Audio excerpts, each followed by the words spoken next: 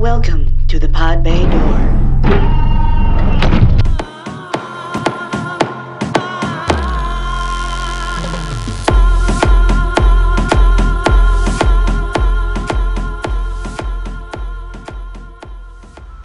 Hello out there in the verse. This is the Pod Bay Door. Please join us every Tuesday for informed discussions on new and upcoming movies, games, and tech. And if you love Las Vegas, stay tuned because as Vegas insiders, we can give you a unique perspective on its history, provide insider information, and reveal the unknown secrets of our town, Vegas. So sit back, relax, and enjoy the ride. We're glad you're with us. And hey, if you get the chance, subscribe to us and give us a review on your favorite podcast platform. Also check in with us on our YouTube channel at the Pod Bay Door Podcast. What is a podcast? It seems to run on some form of electricity. What we've got here is failure to communicate. You shall not pass! It's in the hole! It's in the hole! Welcome back. Holy shit, Batman, we are back. Welcome back. This is the podbaydoor.com. Adam is here. Hey, what's going on? John is here. I'm here. Sam is here. Yep. Are we all good? We're back. We're ready to We roll. made it. Let's do this. We made it. Been gone too long. All right. Well, real quickly, because of our hiatus, we missed all the news and our support, of course, to everybody in Vegas trying to recover from the situation. My big point is that please don't stop coming to Vegas. That was an anomaly. He was crazy. It is not something that happens here all the time. It's very safe, very fun. Come to Vegas, and we will applaud everyone that still does. But that's all for that. This episode, we're going to talk about what the hell to do once you're in Vegas. Now, John, we've had a series going of traveling to Vegas, and now they've checked in. They've made it. They made it past the lines at the Venetian. They've checked in. They got their cocktail because they stood in line for an hour. John remembers that. And they're still pissed off. And they're still mad, and they're heading towards us, John. There they are. They're marching towards us like the zombies of Walking Dead. And they want to ask you about the gondola rides. I got to go get some more What's On magazines from the back. That's right. Talk to my colleague. Right. Well, look at the time. I got to go. As a joke, though, Sam Giangolo, I was recently traveling. We'll bring that up a little later. And the young lady that was traveling with me, she continued to pronounce it gondola. Oh my gosh. Yes, where are the gondolas? We'll talk about my trip a little bit later. But going to talk about what to do in Vegas. Also coming up, Stakes, Nude Poker, Tom Cruise, The Mummy, Scientology, Lost Games of Vegas, and of course Topless Report, Nerd Alert, Gear Grinders, and Area 52. Wow, that's a lot. That's a lot. Yeah. I know. And this could be a long episode. We might have to split this in half. No. The comments, of course, backed up a little bit, which is great. Dan Jam 9 commented, "Coming to Vegas, baby." Well, great. Dan, you come to Vegas. It's going to be fun. Where is the best steak? When I got this question, I went back to our days of concierge. Where's the best steak? Well, the best steak. The one that's paying you the most, too. That's right. Tell them it's the best steak, San Antonio, Texas. Get out of here. I've mentioned 3. You guys, please jump in. Sure. Anthony's over at the M Resort, which is way south on Las Vegas Boulevard, but it's worth going. Yeah. For me, I like it because it's very quiet, but they don't like that because they don't like quiet casinos. No, that's off the strip, man. Yeah, but Anthony's also a good buffet that we said last time. Yes, great buffet. Yeah. Great buffet. Anthony's, it's a lovely dining experience. Very quiet, intimate. It's a great place to take a date, your wife, your significant other, whatever it was. Great food. The next one, if you want more of an experience, if you're a Mario Batali fan, Carnivino at Palazzo. I have been there a couple of times. Had an outstanding meal. However, much like Vegas restaurants throughout the city, it is bustling and it's very loud. Yeah, very loud. Because, love the name though. Yeah, Carnivine. I love that. I picture a giant dinosaur just marching through. And then, almost last, the one that never gets enough credit, and has been here since the time of Frank Sinatra. Elvis Presley ate there. Don Rickles ate there. Old Vegas. Golden Steer. Yes. A stone's throw away from a strip club, which just makes it cool already. That's it. Yeah. You just go from one to the other. You got your whole evening mapped out. Yeah. For you. Golden Steer, we're talking big Goodfellas kind of booths, red velvet, but honestly continues. It still has that Rat Pack feeling. Exactly. For sure. Exactly. Continues to have outstanding meals, old school waiters who will kind of give you what they want. Mm-hmm. So, I mean, you can be prepared for that. But Golden Steer on Sahara Avenue, west of Las Vegas Boulevard. It is not on the Strip, but try that out. Now, anybody that's a restaurant reviewer, foodie, everybody else, they're going to scream at me. I'm going to get some comments. But honestly, I go there every year on my birthday. My birthday is coming up. I'm 49, John. Oh. Yeah, it's terrible. Almost there. You're You're almost there, man. It's only a number, guys. It's how you feel. It's how you feel on the inside. Yeah, it's called a big number. Yeah. I don't feel like shit. But hey, you'll feel better. You have your trail mix. That's right. But every year on my birthday, I go here. I want to go here every time. It's going to be a little rough on me because I'm still on that the plant-based diet. I don't know how you're going to do that. Yeah. Tejas, well, it's actually Texas or Tejas de Brazil. Yes. It is meat. All you can get. Then you take a nap. Then you eat more meat. Don't forget to turn red or turn green. You got to have the on-off switch. On-off meat sign. That's right. And honestly, they have one of the best salad bars that I've ever seen in my life. You can actually just engorge yourself on the salad bar and not have meat. And bread dough bites. I don't know what those are. The Brazilian cheese bread. Yeah, little cheese bread. Yeah. Oh, my gosh. But Texas or Tejas de Brazil. It's a Rhodesian restaurant where they do a tableside serving of the meat. It's a little bit of a novelty. Yeah, it's like the gaucho style. Yeah, gaucho style. Where's it at? Exactly. It's on Las Vegas Boulevard, right next to Fry's Electronics. It's in Town Center. It's in Town Square. Town Square. Gotcha. Another good one to match that, though, is also Fugu de Chao. Fugu de Chao. That's those guys are awesome. Howard Hughes Center, right? Yes, okay. Over there. Yeah, both off the Strip, if you will, but they're fantastic. They continue to have a good rating here in Las Vegas. Oh yeah, good repertoire. But it is not intimate by any means, and it's loud, but it's a lot of fun. And if you're a meat fan, you can get it's meat, double meat, triple meat. Also, there's a couple other good hidden gems too. Yeah. The mainstream name one is definitely a Ruth Chris. Yes, that place is definitely amazing. Yeah, it's a good little nice atmosphere. You know, you go in, have some steak, have a couple drinks, but a mixture of old school and new school where they meet halfway, where it's still old school and it's not too hipster. It's Herbs and Rye. Okay, Herbs and Rye over on, I think it's Valley View and Sahara. I just passed there, just down from Palace Station. That place has the best happy hour deals, the best steak, and the bar itself. It's my favorite feature because you can go up to the bar or reserve a table, whatever you want to do. But when you go to the bar, like all their bartenders are very knowledgeable. They actually tell you what's in your drinks, where its origin, where it came from originally, and how it's got its new name or how the ingredients got there. And then also they dress up like old school speakeasy style. You know, they roll up the sleeves, they have the vests. You know, like they're all ready to go, and they're so welcoming there at Herbs and Rye. Like it's one of those nice hidden gems where the locals go to. You don't get a lot of visitors there. Everyone there is a local.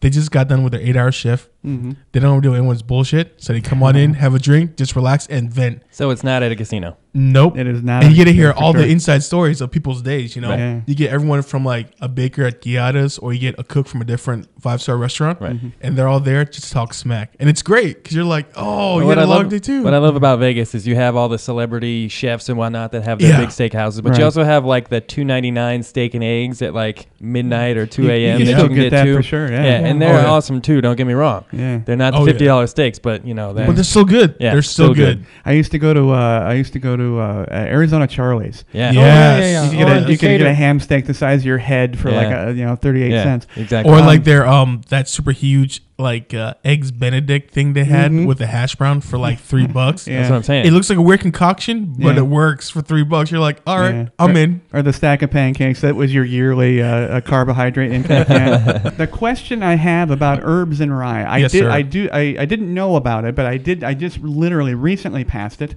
and because I was visiting another friend of the show, Danette, Nevada Film Office is right down the way from there, you tell me if you think that the current marijuana atmosphere screws with them because their name is Herbs and Rye. When I pass by, I'm like, okay, they serve marijuana and alcohol. No, see, I wouldn't have went there. No? Okay. To me, herbs and rye is cooking. Together it's as cooking as a group thing. Okay. As a cooking I don't know. I don't know. It just hit me. I don't know. It makes sense. Yeah. I guess that would be funny though. If that would be kind of direction, right? Yeah. Okay. That would be a hipster version. Right. That's right. Out in Amsterdam. That's right. But you know, when we worked at the Venetian and people would ask me about steak restaurants, of course, it's funny. I haven't eaten meat since 1982. That's right. So, but you know, it was funny when you and I worked there because you would recommend what wine to drink and you don't drink. Yes. And I could recommend steak restaurants based on I've been there. They have other things and stuff. I've heard it's good. But you know, another one. I guess technically it's not steak, but remember at Lowry's? Yeah. Lowry's, prime rib. Prime rib. Yes. You get other things there. That's great. that's a nice 1940s atmosphere. Yeah. That's very classic. Yes. Lowry's. Yeah. Yes. I That's love on Lowry's. Paradise. And they do a mean Thanksgiving meal there as well, a special Thanksgiving meal. But lots of places to eat. That's a tough question, but hopefully we help asked some Bobby people. Flay recently what his favorite restaurant was in Las Vegas, besides ones that he owned. Right. And he said, and I thought, oh, this is good because I really like the restaurant. It's off strip. It's local. It's Lotus of Siam, the Thai restaurant. We used to recommend that all the time. Yes. Now, you know, they had a bad rainstorm a couple months ago. The ceiling caved in. Ceiling caved in. They had to close their location on East Sahara. Okay. But they're going to reopen next month, November. Great. They're going to open on East Flamingo. That was my only go-to for Thai restaurants. Yes. I didn't have anything else. What do you think of it, Sam, being the resident Thai? Have you been there? That one's pretty good, but I like the Noodle House. The Noodle House on Spring Mountain and Chinatown. Arville. Chinatown. Okay. It's in that little area there in the little corner. Okay. For me, I find it really good because it's a small mom and pop Thai restaurant. Yeah. They're not all about that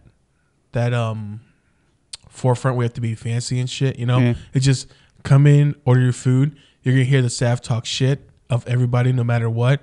But if you don't speak the language, you'll be fine because you're gonna be oblivious to it. Talking about. But like for me, since I can get mixed for Hawaiian easily or assume for different nationalities, they never assume that I'm Thai. Yeah. So when I go in there, they're always gonna talk shit already about my size, my height. Yeah. And then come back at them.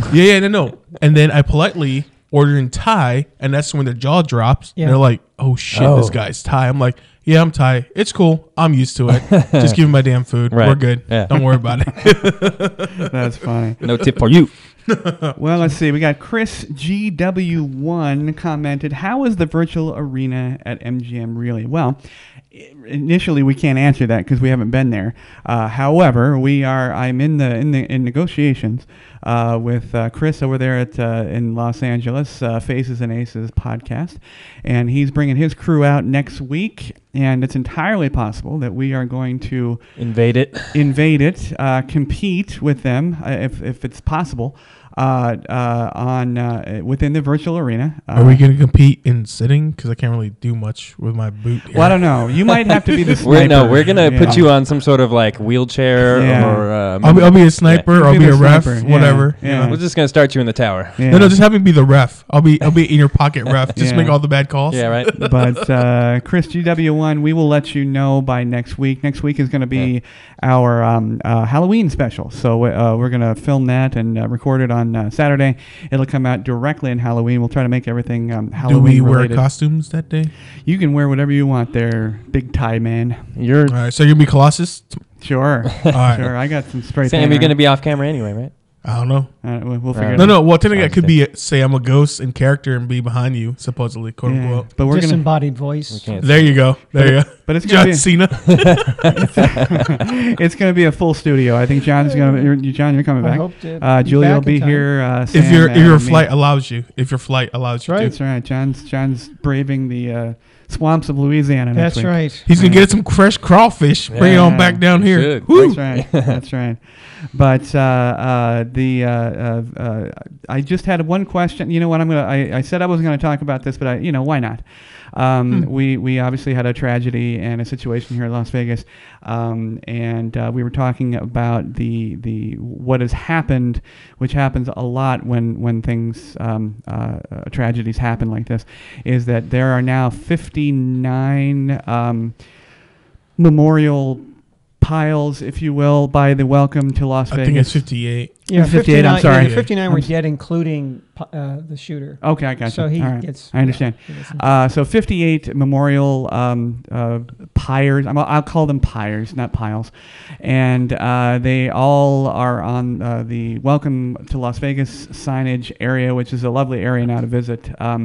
And I don't necessarily have a very positive view towards that, but what do you guys think? Do you like to see that? Do you like to see that in Las Vegas? Do you like to see that anywhere? Well, everybody's going to use it to their own kind of advantage, if you will, their Yes. own situation. Yes. Whether Well, they're so- grieving for it, whether they're trying to use it to their own, advantage toward their situation, Okay. politically or otherwise. Okay. But I think in this case specifically with the crosses, that's a beautiful memorial. Yeah, it's nice for community. It helps brings people together. Absolutely. Do you think though that it perpetuates because we are so media heavy here in Las Vegas? Do you think it perpetuates the fear that was caused by that night? Do you think Like the fear of the city Well, itself? it's got. I think I counted 9 black billboards that all had different, Vegas this, Vegas that, Vegas strong. And that combined with the memorials, do you think it perpetuates the fear of people not coming here? People would be afraid to come here. The constant seeing of this. No. I don't think it's gonna slow anything down. Just because people themselves love Vegas, the idea of Vegas still, Okay. and folks still come out. Yeah. And I'm sure thanks to our Vegas community and people spreading all the good word, they're gonna know that they can still come out here. It was, like you said, it was a weird off chance situation that occurred. Yes. But Vegas itself is a strong community. Like, as you see, like the following day, everyone's out there at the blood drive trying to help each other out, And for me, when I saw it, I thought it was really, really nice to see everyone come together, put the difference aside for once, and actually just come together as a community and help each other out. And they're still promoting Vegas as a good place to come here to. Right. So I don't think it's going to deter or scare anybody at all. You know what I mean? Yeah. Kind of like the whole 9/11 in New York. That didn't scare people from going to New York. They kept coming back out too. You guys support the places you like to go to. Right. Right. Well, it wasn't as if he attended the event Yes. and somehow smuggled in a weapon and said, well, we can prevent that. So, is there something that they could have done? Remember, he was there a week. It wasn't like he was doing anything, I think, that would be suspicious. Like, why is this? Jesus, this guy's got a lot of luggage for spending a couple of days. He did it probably over a course of time. I mean, he was there. He checked in on the Monday. Now, he did change rooms. Yeah. But still, I mean, anybody could on their own walk through the big hotels, carry your own bags, or even get the bellman to do it. They're not going to ask you what you got. in What's the the bag. current situation of lawsuits? Because last time I checked, I heard I'm they were sure trying to sue everybody's the getting hotel. sued. Yeah. I'm sure. I'm not sure if they're suing Route 91 or the actual hotel itself now. I know Mandalay Bay's definitely got a suit going. I mean, horrible. yeah. Well, I know that the basis of the suits are going to be, generally speaking, there's a Are reason. they doing like one big lawyer for everybody? No, I don't think it's a class individuals? action. I think the individuals are saying there's a reasonable expectation of safety. Okay. But I think this is a departure from that particular situation. Yes, there's a reasonable expectation of safety, but nothing about that was reasonable. No. There was no expectation of an individual doing that. And as John said, there were no indications. John and I personally have seen over the years working in Las Vegas carts and carts full of luggage, and, golf bags, and production companies coming in and shooting, and so there really was no reason for anybody to identify him as a problem. It's hard for the alarm to go off when you're used to the situation, people coming in out of the hotel's room with luggage all the time. I mean, Mandalay Bay has got a huge convention center. Oh yeah, constantly. So people coming in with giant business like crates. It's too easy to blend in. Yeah, you're not looking twice. As far as the concert venue and or the marketing team, he was 400 yards. He was 400 yards away. Yeah, it's not even on the same. It's not like it was. He was shooting down into the swimming pool area. Yeah, it's like across the street. It was literally across the street. Those of us that live here know that's a long way. Yeah. Oh yeah, a long way. Oh yeah. But well, thanks guys. I just wanted to mention that. We'll go on. We're gonna keep going here like we always do with some fun. Topless Report. John, they're always naked. That's I know. When are they not naked? When are they not naked here? I just always say that somewhere in the world, right now, it's happy hour. That's right. So any time is a good time to have a drink. It's 5 o'clock somewhere. It's 5 o'clock somewhere. So somewhere in the world, people are naked right now. That's right. Now, pool season is coming to a rapid close by I believe. Oh darn! It's getting a little cold out. November. Yeah. Now, John and I don't think we enjoy pool season. No. Are you guys going to check out the artificial ice ring by the Venetian and Palazzo? They do every year. I checked out the ice rink that they did in front of T-Mobile. Okay. And it was not good. No. It was obviously portable. It was okay, but it was so portable. They didn't decorate around it. It was lame. It was lame. Yeah, I don't think the Golden Knights will ever host one of those Winter Classics. No. Not when it's 65 degrees out, even in January. Yeah, they're still getting their stuff together, but I just wanted a good mention though that they won a couple games. Yeah, they lost to Red Wings, but it's all right. But the thing that does bother me is not going to make me a hockey fan. When I look in the standings and they just say Vegas.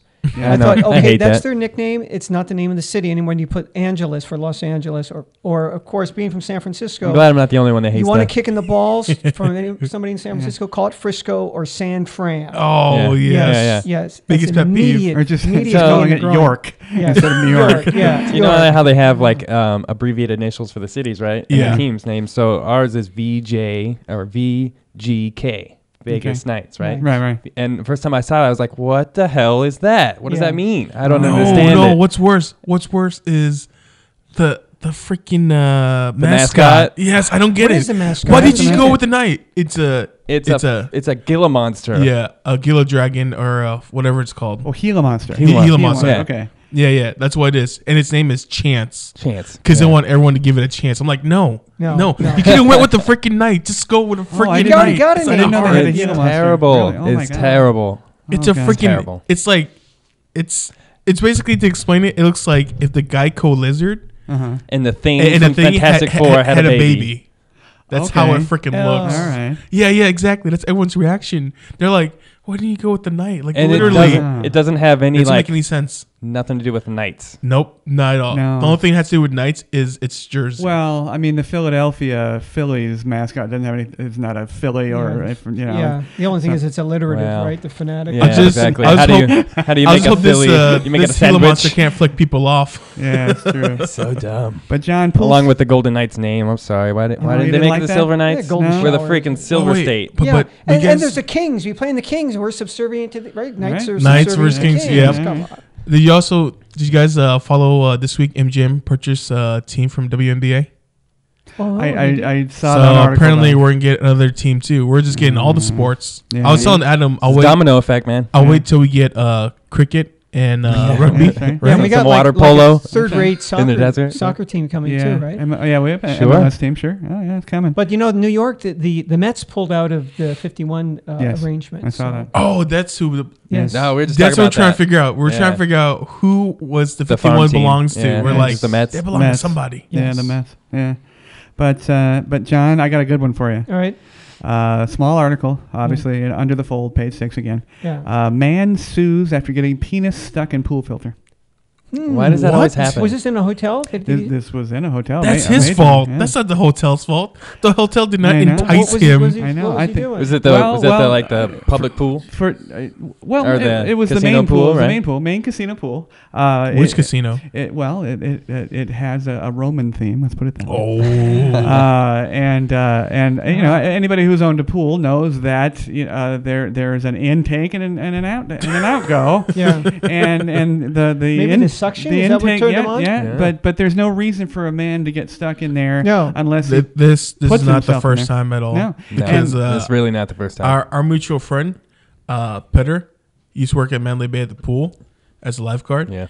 He told me a story too. Same thing. He had to tell a damn kid to pull his dick out of the. He's like, bro, what are you doing? Get it out of there. And he's like, get stuck, bro. He's like, it's stuck, man. Yeah. Oh, thanks. Yeah. You ruined my chef. Yeah. the call the paramedics. The hotel ones are quite powerful because they're moving a lot of water. And so this guy, he yanked his wiener and now he's suing everybody. But see that again, there's so many things wrong with that story.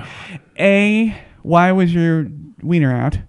B, why did you put it in there? Yeah. And then of course I'm sure they had to shut it down. Oh now they gotta and we've talked about sanitize the pool. Oh my God, he doesn't deserve the right to sue the hotel. That's his fault. Oh no, yeah. There was no sign up. There's no stupid sign up. It's just Please do not put your penis in the hole. The guy that's suing I think a couple months ago, this guy's rubbing Starbucks with a knife and wearing a mask, and now he's gonna sue the guy that stabbed him. Because there's a civilian that stopped a robbery, but stabbed him with his own knife. Right.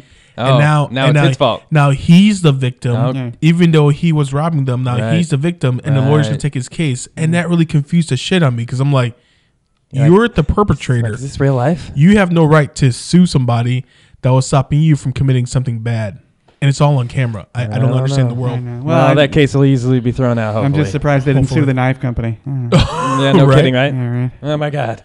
But we had an instance at the hotel some years ago. Mm-hmm. You remember this? When the woman called down and it was a Saturday, and she was screaming that the sprinkler went off in the room, and she had a wedding dress there and was ruined. Yeah, so we send our every story starts like that. I think Cammie went up there. Danette maybe went up there. Send them. We don't know. Come on, don't talk to me about weddings. I don't know anything about them. Yeah. So they go up there to come. Well, it turned out that she had hung the wedding dress from the sprinkler. Oh yes, I remember that. And that's she cause it to? Yes, of course she did. So now she gets a hotel bill for $20,000 because the water came in and ruined the room and it leaked down below. They had to move the guy who was down there. Oh, yeah. So we went out and got her a veil so she could still have her wedding. And then she was like, "Well, you didn't get me a new dress because the dress was renewed." Well, lady. So I've started to see now in hotels I've been in a picture of the sprinkler head and don't hang and a circle with a cross. Like, don't be so stupid as to hang something from the sprinkler head. And if I remember, that's just been common sense, though. Seriously, no. I'm sorry. What are those two words? Needs to be a common sense law. Sorry, and after that, I believe they installed cages like around space. them. It's just they'll find a way to do something. I'm glad I'm off camera today because I'm just fucking holding my head so bad. You have no idea what this world is like, Sam. You need to spend more years. But moving on, again, we're going to go with now the guy got his penis stuck was a normal pool, not a topless pool. So I mean, there was no reason for him to be naked. Yeah. Now there's a mothers group. So can we call him a dickhead? Yes. Okay. So make sure. There's a mothers group that started a campaign and only recently, which I think they're a little late, starting a campaign against topless pools. And now Mothers Against Drunk Driving. Okay. Mothers you gotta have against, something to protest against. There's a new marijuana pools. one. There's Mothers Against something. It's Maui or something. Mothers Against Weed something. But they're against topless pools. They're against. Why is a mom worried about a topless pool? I think she's Dads against are like, it. whatever. Yeah. I think she's probably against it because she's projecting her anger that she can't be at one anymore because she's stuck being a mom, so she's jealous. Possibly, but something spurred this on. I mean, every lawsuit is brought about by some idiocy. Some idiot.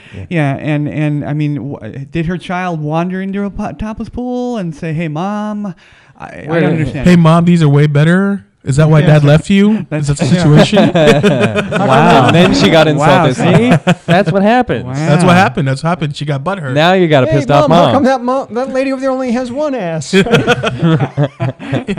Wow, Sam's got a bitter streak in him. Look at there. I'm not bitter. I'm No, saying, no. He's getting into the psychology here. I'm just saying that's possible that it's someone out there being salty about a situation and now they want to shut it down. That's all it is. That I've noticed so far, it's a series of people just being either idiotic or just salty at something, and since they can't do it, they're gonna shut it down For everybody. Well, else. it's just another example of joining the victimization train. I am not even going to talk about Weinstein. I'm sure he was a dirtbag. I'm sure he is a dirtbag. But come on, now they're just coming out of the woodwork, But either way, it's a victimization. Same thing with Cosby, right? Yeah, Cosby, and I heard Jerry Seinfeld talk about Cosby on Stephen Colbert, and the question was, do we let that affect his body of work? And Seinfeld ultimately said no, because that's his body of work, and the man is different. And I thought that was an interesting viewpoint. But again, the mother's starting this campaign. It's just that I want to be a victim.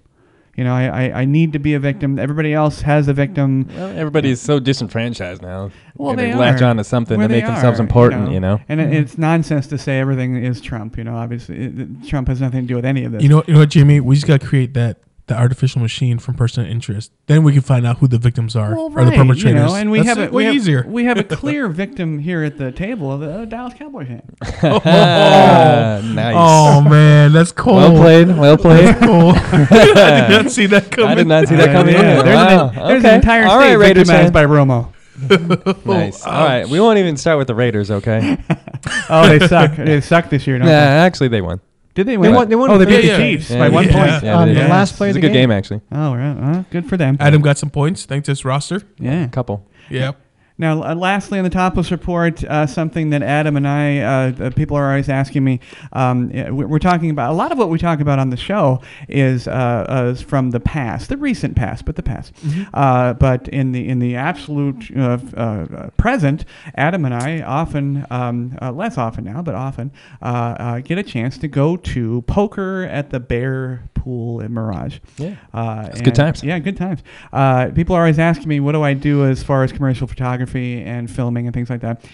That is one small example of something that we actually don't mind doing. No. It's a little hot during the summer, but especially when you're wearing blacks. But Adam and I, they have poker tournaments out there, and they have the final tables out right next to Bear Pool. Unfortunately, though, they stop the topless part during the poker tournament. They do? I never. What? Yeah. Game. It's got to be gaming commission. That's not cool. I'm gonna say I've been there a few times, Yeah. and they're always fully clothed. They are fully clothed. Well, scantily clothed. Scantily, Yes. yeah. Usually the nice Yeah. bikinis for the Yeah. for the serving ladies. You know what? We're going to start a protest group now. That's right. Bring back the topless. That's Bring right. back topless I'm tomorrow. I'm victimized. Yeah, you guys because are of victims, lack okay? of breasts. You're stuck there for 8 hours. The least you can get is a nice view. That's right. All right, Okay. so what do we call ourselves? So- Podcasters against non-nudity? Nude pod? Pod? Okay, we'll go with pod. That's right. Get a T-shirt going, Adam. We'll figure it out. But it's some of the things we do, and that's what makes Vegas so fun. All the negative things aside, I wanted to bring that up because it's a lot. I mean, they're playing poker. We're taking photographs. There's hot chicks around. There's guys putting their wieners in pool Actually, filters. what's even more hilarious or more visualizing is during Halloween. You see some of the guys they actually put thought into their costumes, they put an effort, oh man, that's awesome. Yeah. And then the girl cheats. Oh, I'm a sexy nurse. Sexy version. Sexy witch. Sexy everything. You're there's no such thing as sexy koala. I don't understand this. Why that's not you're just wearing You're two-piece. it's literally just a bathing suit with a nose on. You're wearing a bathing suit with a tail and animal ears. Yeah. That doesn't count. Yeah. Put in some damn effort. Do you remember when we worked at the Venetian? They had the C2. Was it C2K? C2K. That was a club. C2K. And of course they were managed separately from the hotel. Yeah, so they would they were privatized, private. They would put on their own events and not tell us.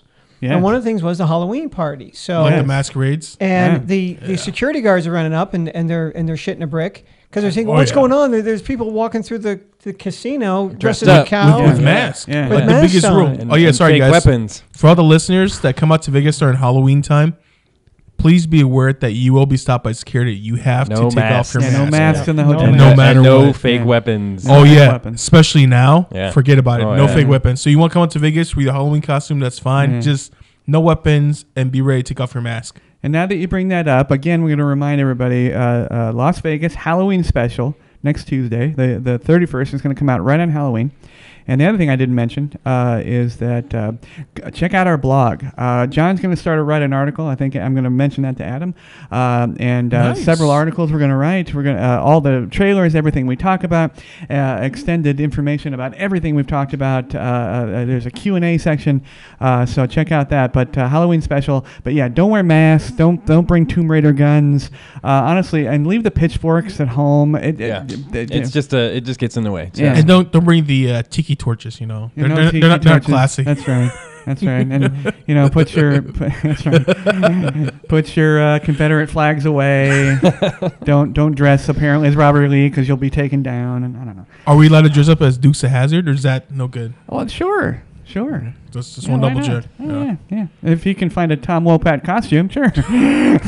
Well, you're probably better off coming in buck naked than you are Yeah. covering your It's face. They safer, don't care. right? Hey, It's he safer. doesn't have no concealed weapon on that guy. But apparently you have to qualify, and Sam is the qualification judge for nudity. There you go. Yeah, Sam, can I be your backup? that's right. Sure. You're all hired. You're all hired. We're hired. But the only requirement is that you have to enjoy Lost. no, Okay. no, Then I'm in. Yes. no lost characters unless it's the polar bear. I don't know. Or unless it's what's her name? Freckles. Yes. Evangeline Lilly. Yes. Oh, you Yeah. can whatever she wears. gorgeous. That doesn't matter. She can wear the koala. No, she needs to wear the I'm wasp gonna- costume at all times. No. Yeah. The elf you know what? costume. The Return elf of the costume. King. He just be Yeah. Wasp. It's fine with me. She can be Yeah. Wasp. That's fine. Don't wear anything. Just come in. Yeah, that's fine. You'll comp her drinks for her. You'll comp it all. I'll do whatever she needs. One waitress, no dressing. She's probably only 3 feet tall, though. I think she's only this big. It's okay. Because Paul Rudd is not a Shorter big than guy. that. Yeah. Yeah. But thankfully, let's move on to Nerd Alert, Adam. Thankfully. What has it been? 3 weeks. A long time. 3 Long weeks. time. It's been so long. So much has We've happened. been holding New on to TV so much nerd shows, stuff. new video games. That's right. So much. Hit it. All right, so I'll start with a little science first. All right. My friend Jose sent me a nice little clip. Is this where we cue the weird science music? Totally. We got it. We can do I that. got it. There it is. So a couple of different institutions around the globe caught these gamma rays, which we love because the Hulk was made from gamma rays coming in from some space in the universe. And they predicted that they would find this light flash out there. Because the collision. It's called a kilonova. It's 1,000 times stronger than any normal nova, which would be a star exploding. In this case, it was two neutron stars that were spiraled together, and they collided and exploded Yeah, I saw that. into a kilonova. And they were basically trying to find this needle in a haystack of this explosion. Took 'em a in the while. Took 'em universe, to and find they it, but actually they found found it. And from that, they can, do some science and figure out, what kind of elements were made in this explosion. And because these two neutron stars were so super dense, they create all those heavy elements that we know, like gold and platinum. So that's where all that kind of comes from. So they're really trying to get into the details and science of how things are made. Yes. Because of this kilonova. Yeah. And I'm sure the astrophysicists out there who spent 38 years in college appreciate you saying do some science. Doing some science. Yeah, you know how they do. Whatever that is. Just do some math and stuff. Now, this kilonova, is it related to a white dwarf? Remind me what that is. Well, So- I thought a white dwarf was a collapsing star. Yeah, it's a star that's lived out its life. Yes. And Yeah. then it's basically implodes. I believe it's Okay, it's a so this was not that an could be implosion. no. This was now, as far as I know, that would be a nova. Okay. A singular nova is when one star dies and explodes. Okay. In this case, it was two stars that had stars, already yeah. died. Okay. And it was their super dense core, I see. and two of them spiraled together and exploded. So this was an explosion. The I white believe dwarf so, yeah. is what creates. Well, it's the basis for string theory. It creates the wormhole.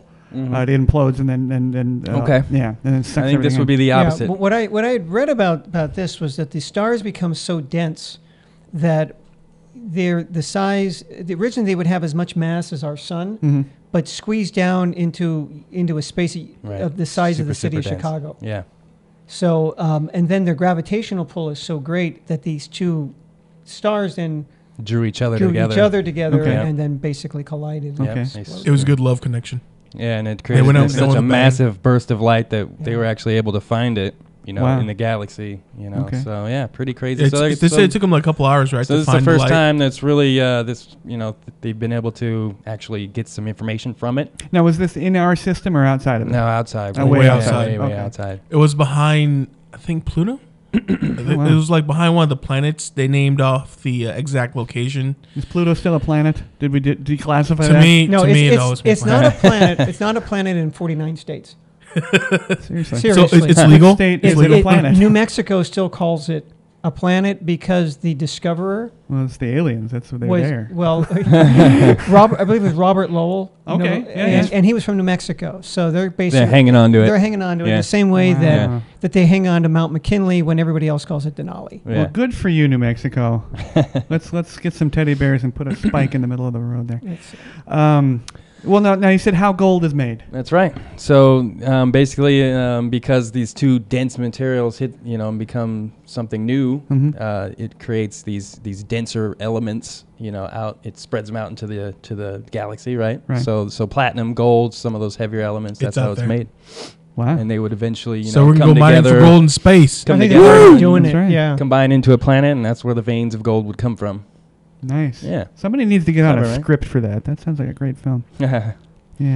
Featuring So- Matthew McConaughey, though, right? Gerard Butler. He's the only one that does the No, disaster films now. both of them. Yeah, both he's of on them. Geostorm. And their backup pilot is going to be Nicolas Cage. Boom. Okay. You're done. The script's all set. Or Alan Tudyk. He can be the like from Serenity. He can. Oh, fine. Because he has good, You gotta have good comedy relief. Yeah. Yeah. In a disaster movie. That's right. That's fine. All right, so we had talked about this giant robot duel. This is like a classic battle that Sam and I have been waiting for, Japan and USA. If you guys want to look for it, the video is available on YouTube. Yes. It was live streamed on They Twitch. just streamed this on Twitch just the other day. They finally fought. The funny thing about this thing is when they first were like, they had this idea and they were going to fight.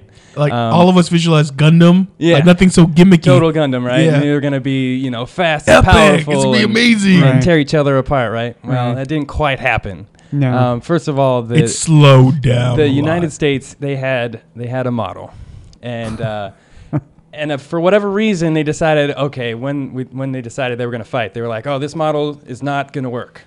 So you can fight it, but that's not really going to be the one that we're going to use. So they brought out this first one, and the Japanese robot came out and one-punched it. Yeah, Boom, it knocked was it a- on its ass. Okay.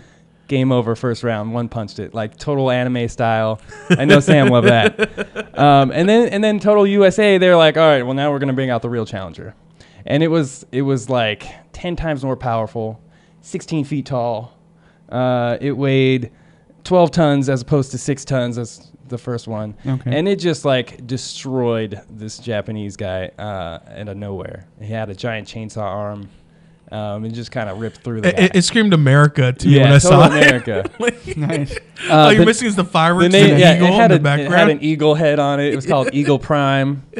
And a little tiny Grant Imahara was inside. it. Yeah, exactly. Right. And it was kind of cool because he actually did have pilots inside these robots. But it was really slow. The launchers that they were using were only paintball grenades, so it really didn't do too much damage. Really only in close. It seemed very combat fun and works. friendly. You know what I Yeah. mean? Like everyone just got together just for the sake And they're of like, being oh, nerds. let's That's just all right. bash these giant robots together and Yeah. see what happens. And they did, and it was kind of I'm sure they raised a lot of entertaining. money on Twitch. I'm sure they raised a lot of money. Well, that Eh, sounds okay. It sounds like a geriatric Pacific Rim, but I mean, Pretty much. Yeah. And in the end, they're like, well, we had a good time, and the USA won, even though they brought out a second robot.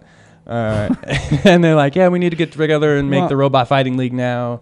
And how bad would it be though if they didn't have a second robot? I mean, that's like a Tyson Well, fight. seriously, too. it went out with one punch. Yeah. It was went just down quick. It was so top heavy, it just leaned over Wow. and fell. And See, 6 tons, you're not getting that thing America back up. would have won faster. They had Hugh Jackman from that movie. He's got to be piloting that. Right, too, right. Old huge. Now, So- I have to ask: Yeah. did we have a line on this in town? Oh, I didn't look. Oh, I didn't check that. That's Dang, good. That's a good was question. A good question. Yeah. Because that'd have been a bet. That'd have been a fantastic bet. It would have been. Yeah. Oh, I'm sure all the degenerates have been in line betting. We're gonna bet America. Yeah, America. If you'd have bet on that first robot, though, you'd have been sorely unhappy. Grant Imahara was a reference, by the way, John, for Mythbusters. I don't know if you ever watched much of Mythbusters. Oh, yeah. And Grant Imahara came to fame in what's the name of it? He built robots in that. What was the name of that show? It was Junkyard Wars, Bot or Robot Battler. something. But that's how he got to be part of Mythbusters. Is he won that on a little micro scale? But that was. It's basically what it is. Is a giant, garage wars. Where they used to go and make a little robot and like, fight them together. Same thing, only bigger. And his was hysterical. They had that hammer that would just come in and just hammer things. Fantastic. It's kind of what Japan's guy had, like a half-ton fist on one arm, and he just he was way faster than the tank treads the USA guy had. Yeah. So he just kind of rushed in and fucking put a fist out and knocked him over. Wow. Game over. Yeah. That's pretty cool. It was entertaining. It was entertaining. Fun. I hope they do it again and really, we'll see what happens if they have like some actual weight classes and, two of them that are evenly matched, you know. Well, American Ninja Warrior, that was a combo, Japan, America. Sure. Yeah, so that. Surprised they don't put it on at the T-Mobile or something. People go and watch it. We'll see. Well, it could happen. This is like stage one. It depends on the square footage because those are some big machines. Yeah. Yeah. And T-Mobile's not as big as the people think it is. It's kind of small. Is it? Have you been? Yeah. I saw, that's right. Yeah. Oh, that's right. Let me interrupt for a second. Megadeth. I saw Megadeth. How was it? It was great. They played at the Pearl. Oh, nice. And kind of a small venue, isn't it? It was small, and fortunately, they'd been on tour with Scorpions, but they were opening for Scorpions, so their set wasn't as long. So this one here, they were retired. I thought so too. And then when I saw they were touring with Megadeth, I thought they were opening for Megadeth, but it was the other way around. That's weird. So when I got to see Megadeth at the Palms, they did their full set. Yeah. What was interesting, and I think it's something that probably only happens in Las Vegas, where very often you have the venue inside the hotel where they're staying. Right. So, for Psycho Las Vegas, when I was there at the Hard Rock, they had the displays of, guitars and things like that. It's kind of like a museum. Yep. And I was looking at the display for Gojira, the French heavy metal band. And who shows up? But Gojira. They were there looking at it themselves. Yeah, they're going to check out their own little... They're going to check it out. Yeah. So I'm at the Palms with my son, with Gio. And we're there a little early, so we go into Lucky Penny. That's like the coffee shop there. Yes. Been and there. We're sitting there, and before the show, and who comes in but Dave Ellefson, the bass player for Megadeth, and the guitar player, Tico. Okay. And they sit down right next to us. And nice. right across, he got seated there with, I guess, the manager. It was some bald dude with a derby hat. And, they sat there and they ordered something and had their phones out. And their walkers. So, yeah. They're getting there. Did they have their bingo tanks? cards, right? The little oxygen tanks to breathe. Also, that's it. funny. You come to Las Vegas, you see a show, and you just might see the entertainer, the performers right there in the lobby because that's where they're staying. Absolutely. Well, for those of you just turning in for the first time, John is our resident expert and field reporter for everything that is metal. Yes. I think we should title him under Residential Rockstar. Sounds cooler. There you go. Like R&R, Yeah. Residential Rockstar. We'll get you. It's all yours, sir. We'll get That's you a right. staff Thank you. T-shirt and a business card. Thank you. I'll hand those out instead of my real one. With or without the derby hat? Just got to double check. No derby hat for me. No, Are you sure? I don't- Are you sure? That's very Clockwork Orange. Yeah. It's, It's not really metal enough. yeah. I really didn't look But all right, did Blade Runner suck or not? All right, so I enjoyed it. We went and saw a couple of movies. Yeah. We'll start with Blade Runner 2049. All right. Sam and I both liked it a lot, actually. Yeah.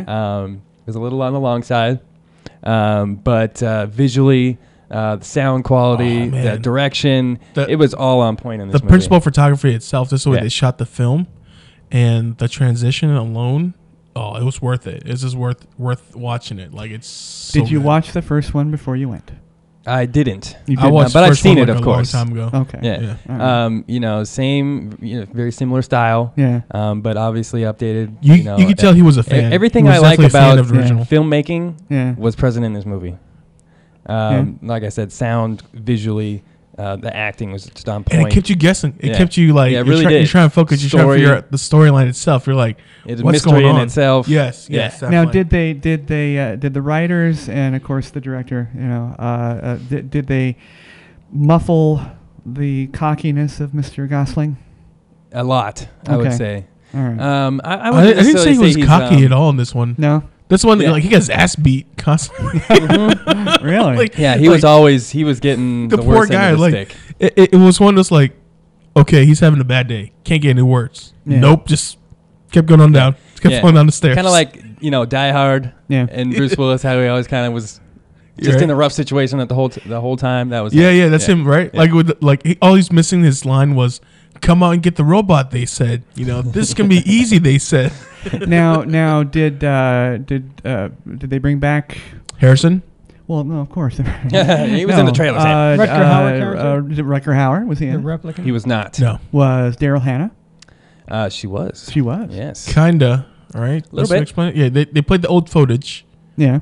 and then they did that one where like it was an actress that looked kind of like her, Mm-hmm. and then they did the weird face thing, kind of a little Yeah. bit to make it look Cameo. young. Yeah, a little cameo. Yeah, Harrison Ford was only in it was like a 2 hour and 40-minute movie. yeah. I'd say Harrison Ford was only in an hour.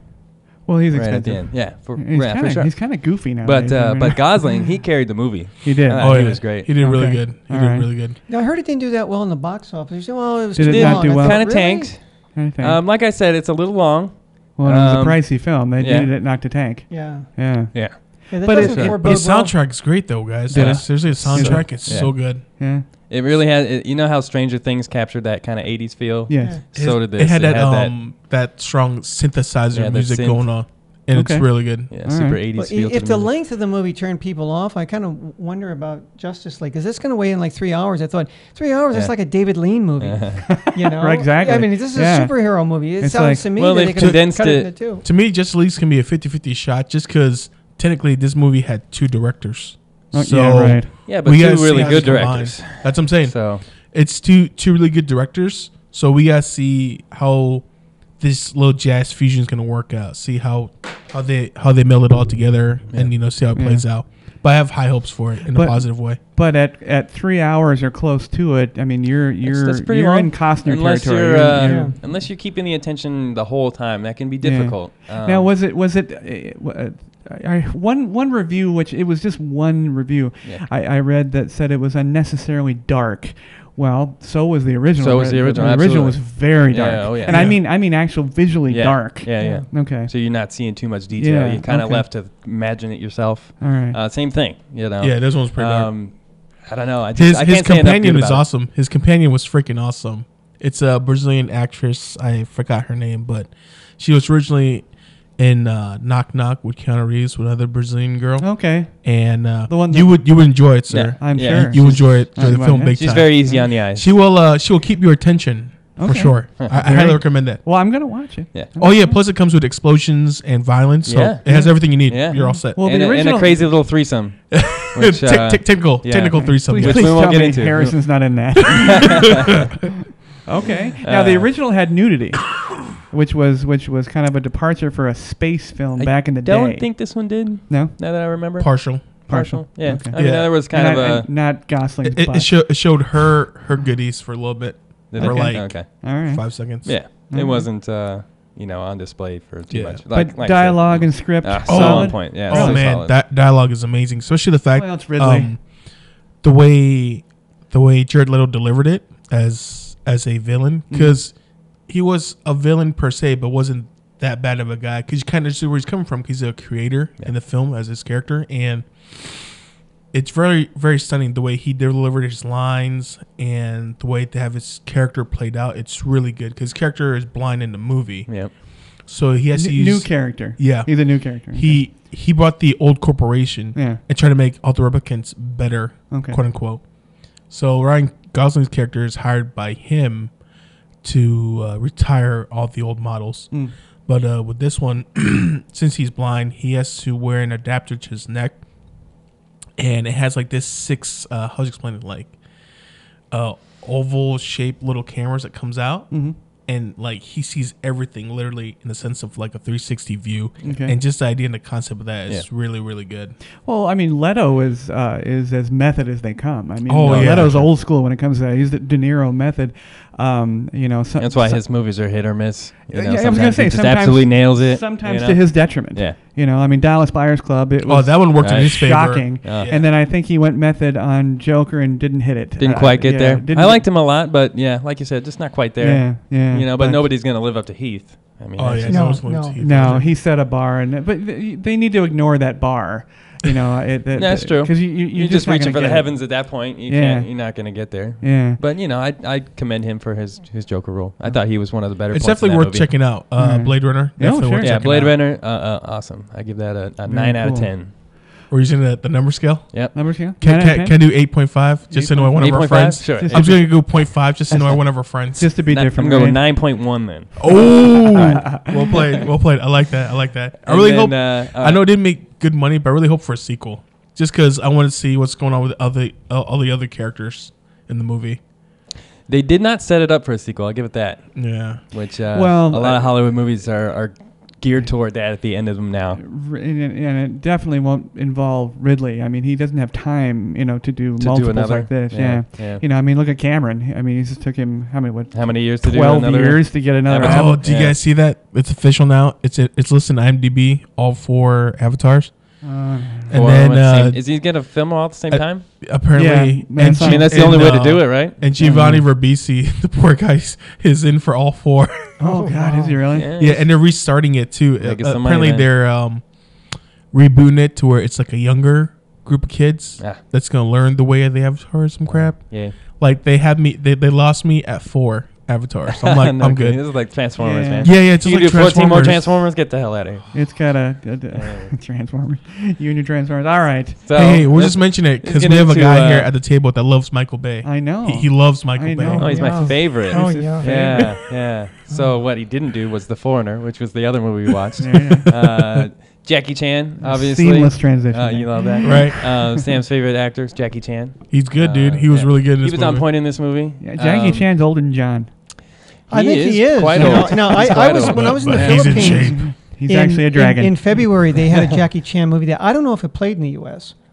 Because it was Chinese made, and it was pretty bad. But it was typical where he plays like an archaeologist, and with his niece who's like a foot taller. Zodiac signs or Zodiac something. Something about with the medallions. Yes, yeah. And he this is his niece. Yeah, right. Well, she's some Chinese supermodel is a foot taller than he is. Oh yeah, I can really buy into this family relationship. Sure. Yeah. So how was it? So I kind of went in there thinking it was going to be like all action, kung fu, martial arts, kick ass, and it ended up being a little more like cerebral action, and more about him being able to think ahead and set traps and really get into people's heads. Yeah. So it's him versus 007. Okay. Unfortunately. Yeah, Pierce Brosnan plays the bad guy, if you will. Really? He's kind of like the head of the IRA and the government kind of link. Yeah, he was the middleman. Yeah. And then they had something to do with killing Jackie Chan's daughter, obviously, right? So then he had to go and get his revenge. Kick his ass. Yeah, no, I thought it was pretty good, pretty clever.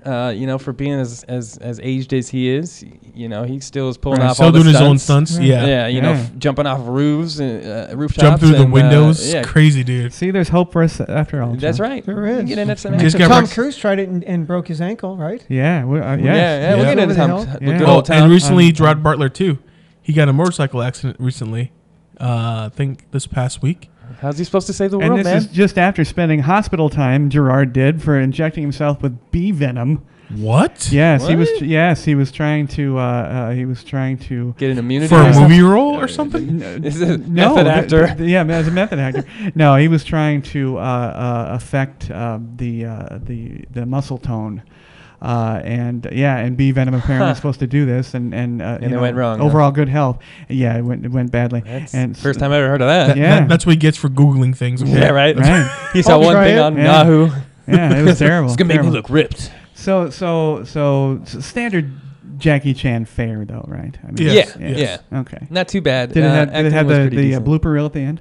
No blooper reel. No. This was pretty serious tone. It was pretty serious tone. All right. Yeah, the end of the movie kind of, it went to credits with no music. Because usually, it usually shows him getting hurt. Right. Like all fails, this one's totally dark. Yeah. This one's like a totally dark super, tone. very emotional. Yeah. I liked it a lot. I'd say probably 7 out of 10 for that one. All right. Not bad. Very cool. Very cool. I'm still trying to understand the idea of bee venom. He's like, he'll ask me on the bee venom. You know what? I'll put this in the blog. Okay. I'll link it. Gerard Butler was being interviewed by, I believe it was Kimmel. It could have been Colbert. I watched it very briefly. He was talking about this. They actually had a guy. Guy knew a guy who did this and injected him, and he had this horrible reaction. And what they came to find out is that the guy who injected him was actually an assistant of the guy who knew what he was doing. Nice. And they called and they said, "Oh my God, Gerard Butler." And he said, "Well, how much did you give him?" And they're like, "Oh my God, how many?" Way too much. So Gerard Butler's telling the story, and he says we got over it. Everything was fine. And so, of course, the next day, he said he thought to himself, well, maybe it was because of the guy didn't know what he was doing, so he did it again and literally almost died this time. Wow. So he did it twice. Once was his fault. But I will put the link, Colbert or Kimmel with Gerard Butler. Yeah, so you'll get that explained. Good job, Leonidas. But yeah, that's right. That's right. All right, now it's time for my movie review. I saw in the worst possible venue. The airplane? The airplane. Luckily, I had sound deadening headphones, and I watched Tom Cruise's The Mummy. I liked it, and this is why. I'm well aware that Tom Cruise has a spotty history as it regards the roles he has chosen to play. Of course, the cyclical nature of his career can be directly correlated to his personal life. Leaving aside the specter of Scientology that consistently looms over Mr. Cruise, one can then focus on his body of work. Frankly, I've enjoyed most of it. The plain fact is that Tom Cruise makes screen-filling, fun, escapist films, as you all know. I love that. Yeah. The Mummy, of course, like most big box office today, drops the flag on a potential franchise of films. In this case, is the beginning of a reboot and mixture of the classic horror films brought to us by Bela Lugosi and Lon Chaney, good friends of John.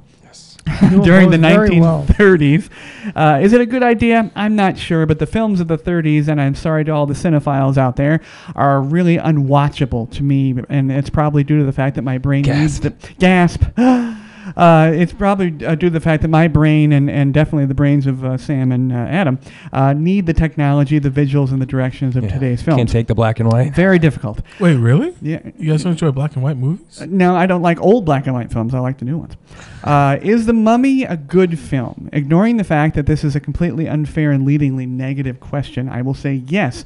Does it have the intellectual underpinnings of a Kafka film while sifting through your psyche for the meaning of life? No.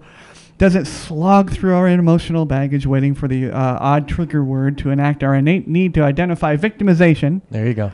No. But it does have explosions. It had explosions, monsters, and Russell Crowe. Yeah, that was the whole point of this movie, was just actions and monsters. It's fun. And sequels, Sam. We need sequels. We need sequels. The Mummy is big and loud and tosses around as much sand as it does its portly dialogue. But it does it with a childlike enjoyment akin to watching a puppy attack his favorite stuffed monkey, my puppy Monty. So you're saying Tom Cruise is like a dog? I am not. It even has Tom Cruise again trying out his comedy chops, which often falls flat, in my opinion, with an, he tried the joke again. And he doesn't have the... I think that's so funny. Except for Tropic Thunder. That's so funny. I didn't find Tropic Thunder funny. Tropic Thunder was horrible. That gets me, dude. I cannot get through the whole film. Did you like it because it was technically almost like on an island, like Lost style? Is that why? No, I don't know. I just didn't like the film. But in my opinion, Cruise just hasn't nailed the comedy timing. For example, like Brad Pitt does with the quirky sort of oceans irreverence. I just don't think he's done it yet. He has fun. However, his delivery is always helped by the beaming and forever young smile that is Cruise's signature. If you've not seen The Mummy, which I think there are two of you that have not seen it, haven't seen it. Please see it. You will come away not having watched an Oscar contender, but having escaped our tragic world for about an hour. Entertainment. If you enjoy it. And said to yourself, I wonder who's going to be the werewolf. There you go. Wolfman. Or Dracula. Yeah, Dracula's not. Well, because I've seen, I like the old ones. I like the original with Boris Karloff. Yeah. The Mummy, made 1932, I think, or 33. Yeah. Wasn't the Wolf and the Dracula the same guy? Or Lon Chaney played the Wolfman. Yeah, and he also, I think he had a stint as Dracula one time. Yeah. Bela Lugosi was and I still think the best Frankenstein. Yeah, Bela Lugosi. James Whale was Frankenstein. Yeah, you guys would never know this name. James Whale was played Frankenstein. He was a director. I'm sorry, director. Yeah. And then let's see. Boris Karloff played Boris Karloff played Frankenstein, and I for the life of me I can't remember the woman who played the Bride of Frankenstein. Oh, Ella Lanchester. Was it Lanchester? Who played the creature from the Black Lagoon back in the day? I've got that at home. It's been a while since I The only reason like I even know about this stuff, Adam, was because I remember first grade, the library. It was like Halloween season, and I went through the collection of Universal's monsters, the classic movies, right? Yeah, and I read them. Then I asked my teacher, "Can I watch these? Are these available on tape?" And she looked at me confused because she's like, "But you're a little kid. Like, you want to watch these?" I'm like, "Yeah, but these are cool monsters. Yeah, like this is amazing.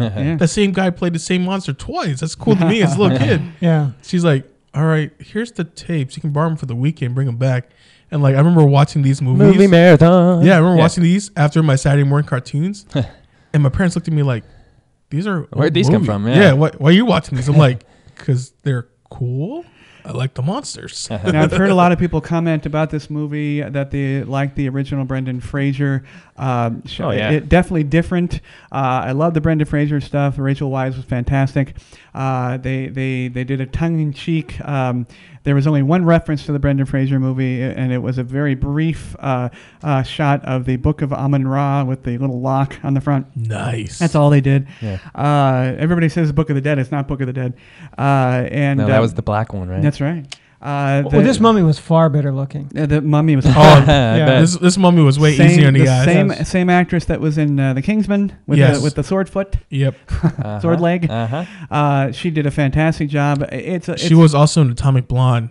She has a nice scene with Charlize Theron. Yes, she does. You should definitely watch that one. Yeah. But I thought Brendan Fraser character in the was more likable than the Tom Cruise character. Oh yeah, agreed. Now, because when I watched it, and I saw it at the theater, so it is a different experience. Mm-hmm. Now, I want to know, since you saw it on an airplane. Mm-hmm. Now, did you watch it? I mean, was it like did the airlines show the movie and you watch it, or did you bring it with you? No, the airline. Okay, because there's that scene. I know sometimes airlines they cut the movie, they cut out certain scenes, particularly if they involve an airplane crash. Mm-hmm. And there's a pretty there's a pretty harrowing one in that movie. Did they show it?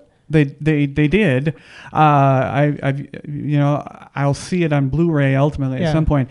I think they probably cut it short. Yeah. I don't know if it goes to black screen normally, but this time it did. I mean, they didn't show a crash at all. All right. Yeah, they went immediately to black screen. Yeah, because I felt when I watched it, and I know that they want to make this into a series. Yeah. Is that they rushed things. They needed to. You look at Marvel, and you always roll the dice. What if one of those early movies in the Marvel universe flops? Yeah, like a Guardians of the Galaxy. Right. Right. What if it flops? But nevertheless, they built this slowly over time with the first Iron Man movie, and then they had Hulk. Yeah. And then they came back with another Iron Man movie, and then I guess Hulk maybe not did so well, so they said we're not going to have a second one. But nevertheless, it'll build that up, and I think they tried to shove too much into this. Yes. So I kind of felt like I wasn't so much watching a movie as I was on a ride at Universal, going from one action scene to the next. Because I know the Russell Crowe character is supposed to be Dr. Jekyll.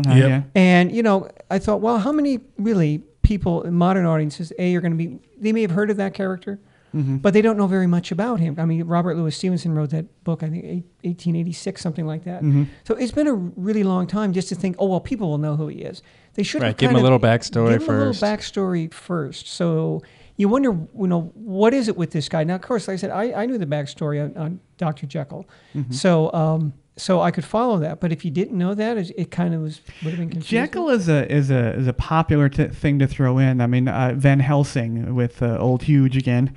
There was a Jekyll and Hyde character in there. There's also one right? There's also one in League of Extraordinary Gentlemen. Yes, exactly. Yeah. So it's a very popular one. I think you're right, John. I think they tried to shove a lot in there, and I think it was the insecurity that they have regarding today's 25 to 35 market. Yeah. Well, I think because it's also part of the Universal reboot, because their game plan was to actually do this one, see the intake, see how much money it made, because they already have lined up the Bride of Frankenstein, which was originally going to be played by Angelina Jolie, who then dropped out, and now they're going to try and pick up Gal Gadot from Wonder Woman. They want her now to be the Bride of Frankenstein. And Javier Bardem signed on to do, I think, Wolfman. That's his role. So all these are being slowly rolled out. The only person they haven't announced yet was the creature from the Black Lagoon. Like I don't know if they can bring that one in. They haven't announced Frankenstein yet, and they haven't announced. I think that's about it. 'Cause I think the Dracula one was actually from the Dracula Untold Story. That's part of Universal too. I think I gotta go back and double check. Okay. But it's all a slow, like very slow relaunch of the whole franchise itself to try and bring them back. But it's fun. It's escapist fare. Yeah. I hopefully they can keep down the budget so they can crank these out because they are a lot of fun. I had fun watching it even in that little tiny seat, flying all the way to, across the pond there. How long was the flight? 9. How many movies? How many good movies only you enjoyed? 2 because after a while you got to get up. I mean, I don't. You got I to hate get to up. fly for Yeah, that. John It's and I have so- both flown a lot, and it's awful. So only 2. I watched The House with Will Ferrell and Amy Poehler. How was that? How terrible was that? Oh, it was awful. Horrific? Oh yeah, it was literally just a vehicle for them to be together in a film. Yeah. Okay. I watched it because of the gambling aspect of it. And it there were parts of it that were funny, but it It's was all terrible. written in as a backstory. Oh yeah. Yeah. And it's just Lorne Michaels, with Saturday Night Live. It's just one. It's a 2-hour skit. So I was gonna ask you, it's a long SNL skit, basically. Yeah. I mean, and Will Ferrell is he's typecast and he knows it. He's Oh, goofy. for life. Yeah, For life. Yeah. Yeah. But only 2. Yeah, I had to get up and walk. Oh, it's horrible.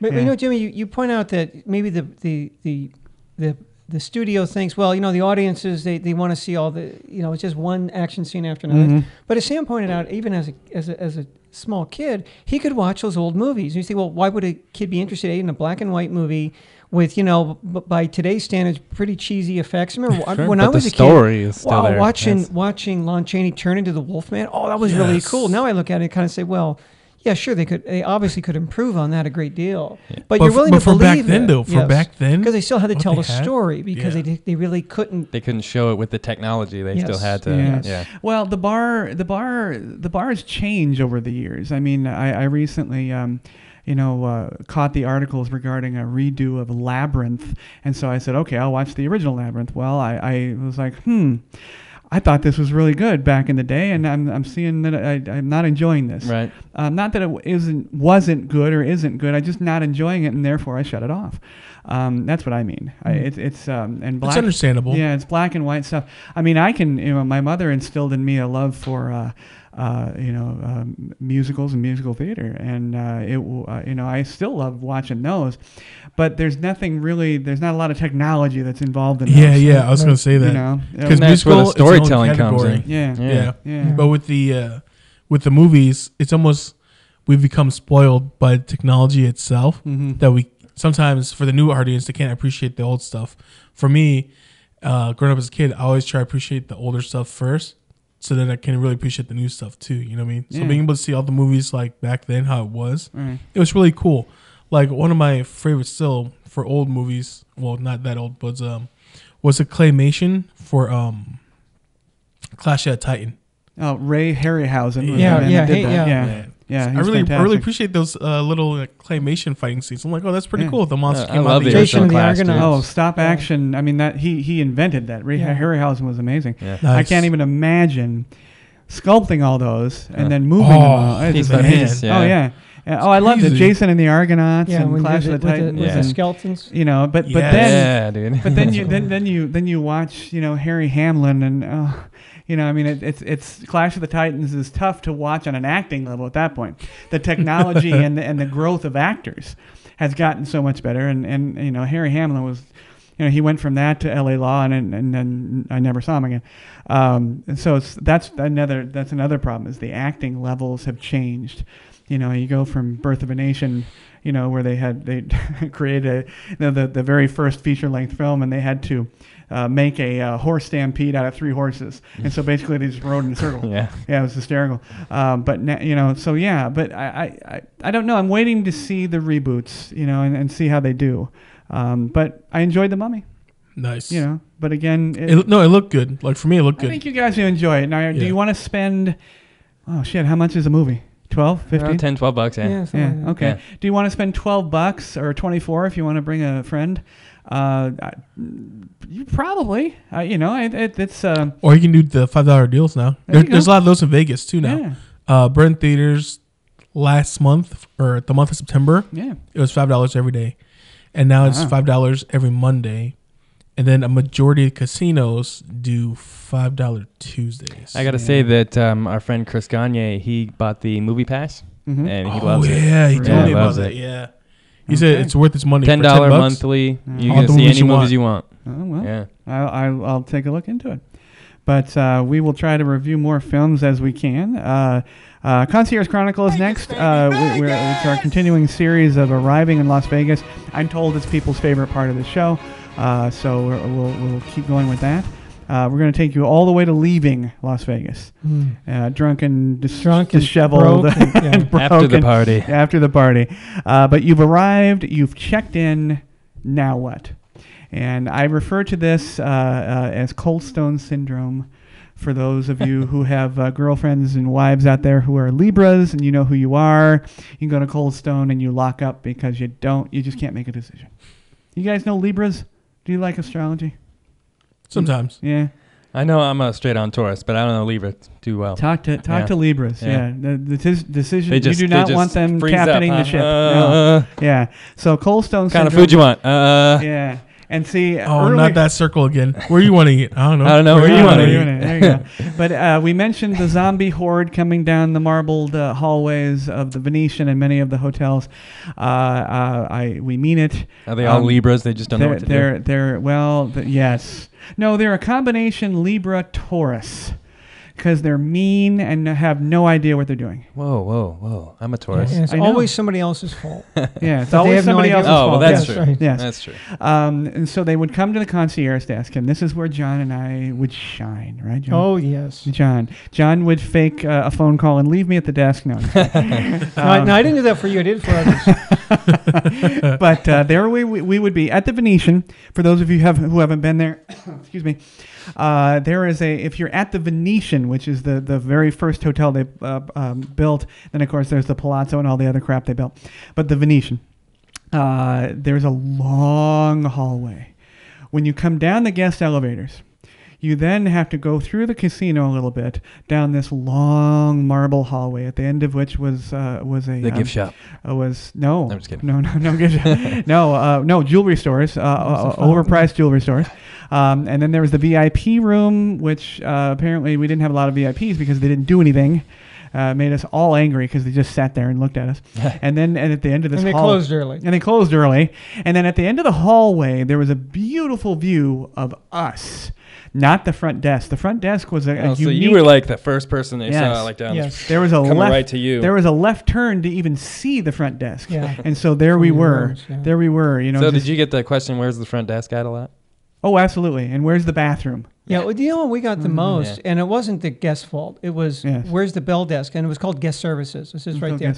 It says guest services. I said, it's the Same bell thing. desk. It's the same thing. It's just like, when Starbucks started the ridiculous naming of that, the grande. Venti. Do you have a large? It's a grande. It's the same thing, right? Yeah. So they did that because they thought that bell desk was condescending to. Yes.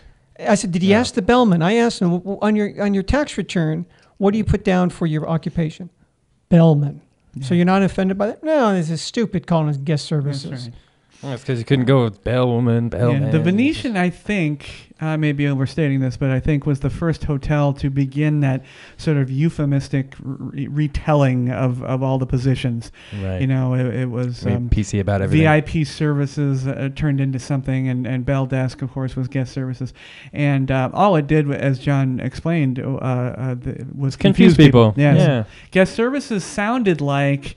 what we did. Yes. If sprinkler went off in your room, you go to guest services. But there we were. Unarmed, and there's the horde of the Lord of the Rings, the and they're coming at us, and we had the answers. We were ready. John and I were ready. We were ready from night one, when they couldn't get the certificate of occupancy. And the few people that came in, of course, they came right to us, and they had all these requests. But very few of the people that came up were nice about it. You know, they were cordial. I'll use that word, cordial. It was always they were already pissed off because they walked 300 to 500 yards from their hotel room just to get to us. Now they're tired. And now they're hot. They're hot and they're exasperated. And oftentimes, why did you put the desk here?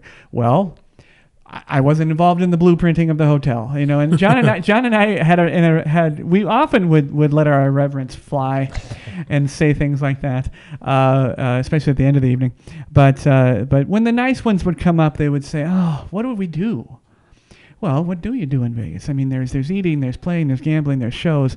You know, there's walks, there's touristy stuff, there's going up on top of high buildings, there's going underneath the ground. Naked girls look at. Naked girls, you know, now there's marijuana and fountains to watch and you know, and luckily we didn't have that marijuana thing. You can buy marijuana now in Henderson. Yes. As of yesterday. You can buy it a whole bunch of places. You just can't smoke it anywhere or eat it anywhere. That's true. Yeah, you can't do anything. But luckily we didn't have that. Thank God we didn't have that. You know, I got asked for drugs maybe twice in 6 years. But John will attest to this. You know, you get the nice couple. You know, they came up and, oh man, what do we do? You know, we didn't prepare anything. And those are the ones that were fine because you could tell them, well, I can't get you into the best shows because they're all sold out. Yeah. Unless you want to pay big money. No, and we they don't want to do understood. that. And they understood that. So I said, there's afternoon shows you can go to. There's some really good ones. I mean, you know, Matt King show. I think he still does it at Harrah's. Yeah. It was like $9. It's less than a movie, and it includes a drink. Yep. So you get a drink, and he's a Can't beat very that. entertaining guy. Of. It's unheard of, and it's live. It's an hour and a half. Yeah. And it's a great time. Yeah. You know, and I can't say that I love Planet Hollywood or the shopping area, but they have a central area and they have like 9 different shows. You know, they have they have a vampire show and they have a zombie burlesque. I've seen that. I loved it. It was so hilarious. Yeah, and they even have Evil Dead. Yeah, the Evil Dead, and they're great shows. So if you come unprepared, there's always a ton of things to do. Yeah. And like John said, unheard of, a drink involved. Oh my gosh. But the coolest part about those shows, Planet Hollywood, is when you walk in there, I recommend to anyone listening, always just double check your Groupon. Check your Groupon and your Travel Zoo, and you can probably knock off another $5 to $6 for your show tickets. Because there's been many times I went to Planet Hollywood, see what's available, check my Groupon. It's 2 for $1 with a drink too. Can't beat it. You know? Now, what we're describing for the people listening is a more pedestrian way to enjoy Las Vegas. Obviously, we've mentioned, come here, make your stuff, make your reservations early, get on the phone with the concierge desk, get your money out, and you can have a VIP experience. What we're talking about is the real travel. Really what happens when you come here, because 9 out of 10 people come here unprepared. That's why the VIP services was a ghost town. Normal people are going they suck the cheap route. Yeah. So what do you do? Well, gosh, I mean, you got to let us know. Are you hungry? Are you tired? Do you want a massage? Do you want to see a show? When do you want to see a show? I mean, there's a lot of questions to be answered, but you know what? As we've said before, go at your concierge, go at your VIP service, go at your hotel front desk, go at your casino host with a level of sincerity and niceness, and you're going to get the answers that you want. Yeah, just be polite. It's not that hard. Yeah. And also remember that the hotel guests are subservient to the casino guests. Yes. Which is why sometimes they say, "Can you get me into Delmonico's?" which was really the big Emerald Lagasse steak restaurant at the Venetian. Well, I get you in at 9:00. Well, we wanted it earlier than that. Well, we don't have that kind of pull. Yeah. Even though, but it's in your hotel. Yeah, I know. Yeah, well, all the hosts are putting their big slot guys in there. So tonight, we get what's left over, basically, and that's just the way it is. That's the way it works. But there's plenty left over. I mean, definitely. So if you're willing to be flexible like that, and if you let go of that, for everybody always wants to see. Oh, they want to see the swimming pool and the tank. Let it go. If you didn't make advance reservations, you missed it. And if you don't want to spend the extra money for a ticket service, which we could have arranged. Yeah, that's on you. Yeah, we didn't call them scalpers, but that's exactly what they were. They were ticket services that worked for us. And we got a little juice off the ticket back in the day. But just remember, there's a ton of things to do here still. Now, I have to say, I think the number of shows has declined. I think there's not as many shows. we've lost major, there's not much variety anymore. There isn't. So There it isn't. seem that they're just the same. A lot of different versions of the Cirque du Soleil. Yeah, which are great. But again, if I've seen 2 or 3 of them. Wait, you guys didn't enjoy Chris Angel's Mind Free? Or his show at the Luxor? No, I didn't. I didn't enjoy it. Hey, I have a question for you David guys. Copperfield, man, is 10 times better. If you guys were to work like the front desk now or concierge, would you be able to handle helping people out with all their food allergies? I'm sure that'd be even more difficult now when they're like, "Yeah, can you recommend me a food place that's gluten free?" You're like, "Really?" Because the staff, the small circle of staff, and they also know who they are. Myself, Fred, Julia, Danette, and so on. We were hyper prepared. So I mean, if John got a new question, he would say, "Oh, I got this question," and he dealt with it well, and then we'd know from that point on. Could we deal with it? Sure. We would have had a list of the places that could accommodate, being allergic to whatever they were allergic to, and so now would we probably have made fun of them as we, finished with them? Of course we would. Oh yeah, definitely. That'd been me right there. Just trying to hold my tongue till I get them out of my way. Let's all be honest. In the service industry, especially when you're dealing with the public, you do your best. But the public, they're fools. They're silly. You ridicule later. Yeah, they have no common sense. Yeah. And you have to have some sort of outlet. And our outlet, my outlet, was John and Fred and Julia and Danette. And otherwise, I would have exploded. My head would have just, and that'd have been it. So I thank all of those people for that. Now, next, our pool season is, as I mentioned, is becoming a ghost, so to speak.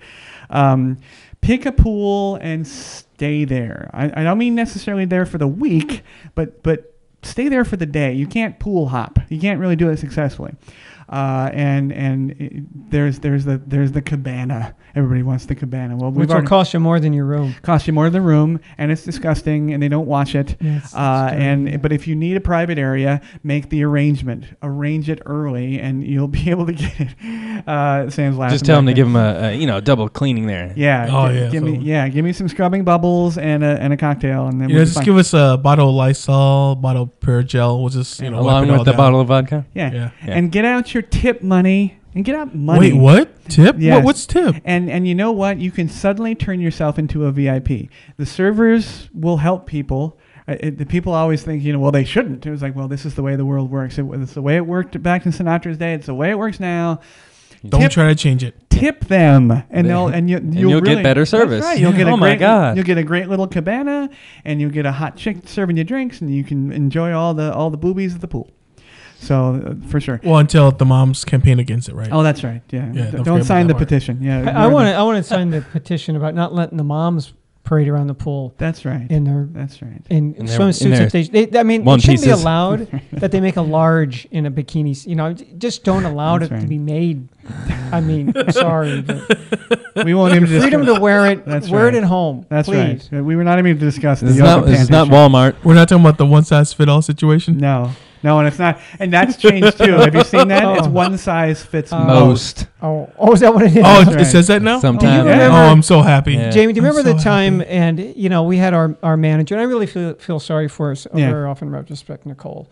And she came in and goes, well, we have a challenge. Oh, well, what is it? Well, there was a high-level casino guest, and his wife had apparently a very expensive nightgown that the housekeepers threw away, stole, whatever, but it was like an double extra large. Yes. And it was a designer-made one. I thought, well, they shouldn't make one that large, but, hey. It was like 3 good ones. Like, how'd you get that anyway? So anyhow, it's late at night. She needs something to wear to bed. We have to find her something. Then in the morning, they can go ahead and get her find this designer. But even in Las Vegas, the store's closed and the boutique's closed. Yeah. So we're looking around. I thought, hey, maybe we go out to Nellis Air Force Base, get a parachute, cut a hole in the top of it. Yeah, Las Vegas tent awning. Yes, right. Finally, you got in the hotel limousine. Yes. They took you down to Walmart. They did. And your biggest decision was whether to choose the lime green or like the nectarine peach. John is not. He's absolutely right. That story is hilarious. Oh yes. I'm in a stretch up. limousine. Yes. in my we Pulling up actually to Walmart. we had nice suits. I mean, we were wearing nice suits, and I'm gold going to Lamadas, Walmart to yes. get this triple XL nightgown. And you're right, it was lime green. And you bought both of them. If I remember. Salmon, yes, it was salmon. And yeah, we were called upon to do amazing things. But John mentions something that Sam mentioned earlier. Yes, euphemisms were big in our day, and it wasn't a challenge. It wasn't a problem. It was a challenge. That's right. It was a big deal because problem was so negative. Well, one of the funniest things ever happened is John said it's not a challenge. We got a big fucking problem. and I'll never forget that when he came back and said that for the first day. Oh man! Wait, no one looked at each other and used the line, "We're gonna need a bigger boat." We're gonna need a bigger boat. Yeah. Oh man, that's a perfect time to use it. Oh dude, Yeah, we're going to need a bigger hotel. That's right. Or we can go hide. But as it regards eating in Las Vegas, which of course we would recommend restaurants all over the place. Venetian first, though. Well, you don't have to anymore. But no, that's true. Yeah, I don't recommend going to the Venetian at all. Eat like a European. Having just come back from Europe and a wonderful trip to Italy, I absolutely recommend that for several reasons. But mainly, you can enjoy a lot more. Tapas, if you want to call it that, but eat like a European. A little bit here, a little bit here, and you know what? If you're a foodie, you're going to enjoy the hell out of the town. So eat like that and drink like you're in a marathon. One thing that John and I dealt with so many times are people keeling over in the lobby, keeling over in valet because they didn't realize how hot it really is here, and they didn't hydrate. And they were just dehydrated. And so keep that in mind. Drink water, eat like a European, and wait, what about the social media? Do we take pictures of all the food? No. Or do video? No. Turn off. We don't introduce our food? Get rid of Facebook. Turn off Instagram. And stop. And for God's sake, stop FaceTiming your family. Just enjoy the moment, people. Yeah. Set aside your gambling money. People set aside this much. Definitely. Are you telling players to put a limit, like a cap on themselves? Well, sure, and play with your winnings. Be smart about it. Play with your winnings. You play with the house's money. You see my eye rolling? We're in Vegas. Come on, bro. Yeah. When was the last time you see people be smart about gambling? That's right. Pretty much never, but we got to give them the advice anyway. All right. Set aside your money. Play with your winnings. Hopefully you do win. Yep. And you will. You'll win. And then if you get a good hand, if you do whatever and you win, walk away. Cash out. Now someone here. And don't forget to tip out your dealer. Someone here at the table. That'd be good. Had a walk away problem. And he didn't. And he doesn't walk away. Sometimes. And if you really want it's been known to happen on the poker table. We have an ingrained poker player. We have a rounder a little at bit. the table. And I think you didn't. Just a little, actually. Yeah, I think Adam would be a rich man if he walked away a couple of times. You get pocket aces on the first hand, and then double, triple up, and then give it all back. That's what the casinos are built on. Yeah. But most everybody's going to play machines. If you hit one, move. Okay. It's not going to pay off again. Don't play the big six. Walk away, triple. Nobody plays the big odds are six. against you. That's right. That's right. That is an absolute crapshoot, right? Yeah, absolutely. And if you see a guy that looks like the cat drug in, that's where he's an gonna be idea doing how it. bad the big six is. Speaking of gambling, real quick. Yes. I think 2 weeks ago they had the convention, right, Adam, for all the gambling stuff. G2E. Yeah. Yes, sir. So I was watching some video clips. And one of the new machines they want to introduce to Vegas is the Fruit Ninja machine. I don't get it. The Fruit Ninja. It was like a game. Capitalize and now they want to gambling. Dude, it's they have a whole Game of Thrones now. Game of Thrones. Yeah, exactly. Yeah. What the hell's all this crap? Like, come on, Fruit dude. They have a Ninja? Candy Crush Really? TV show.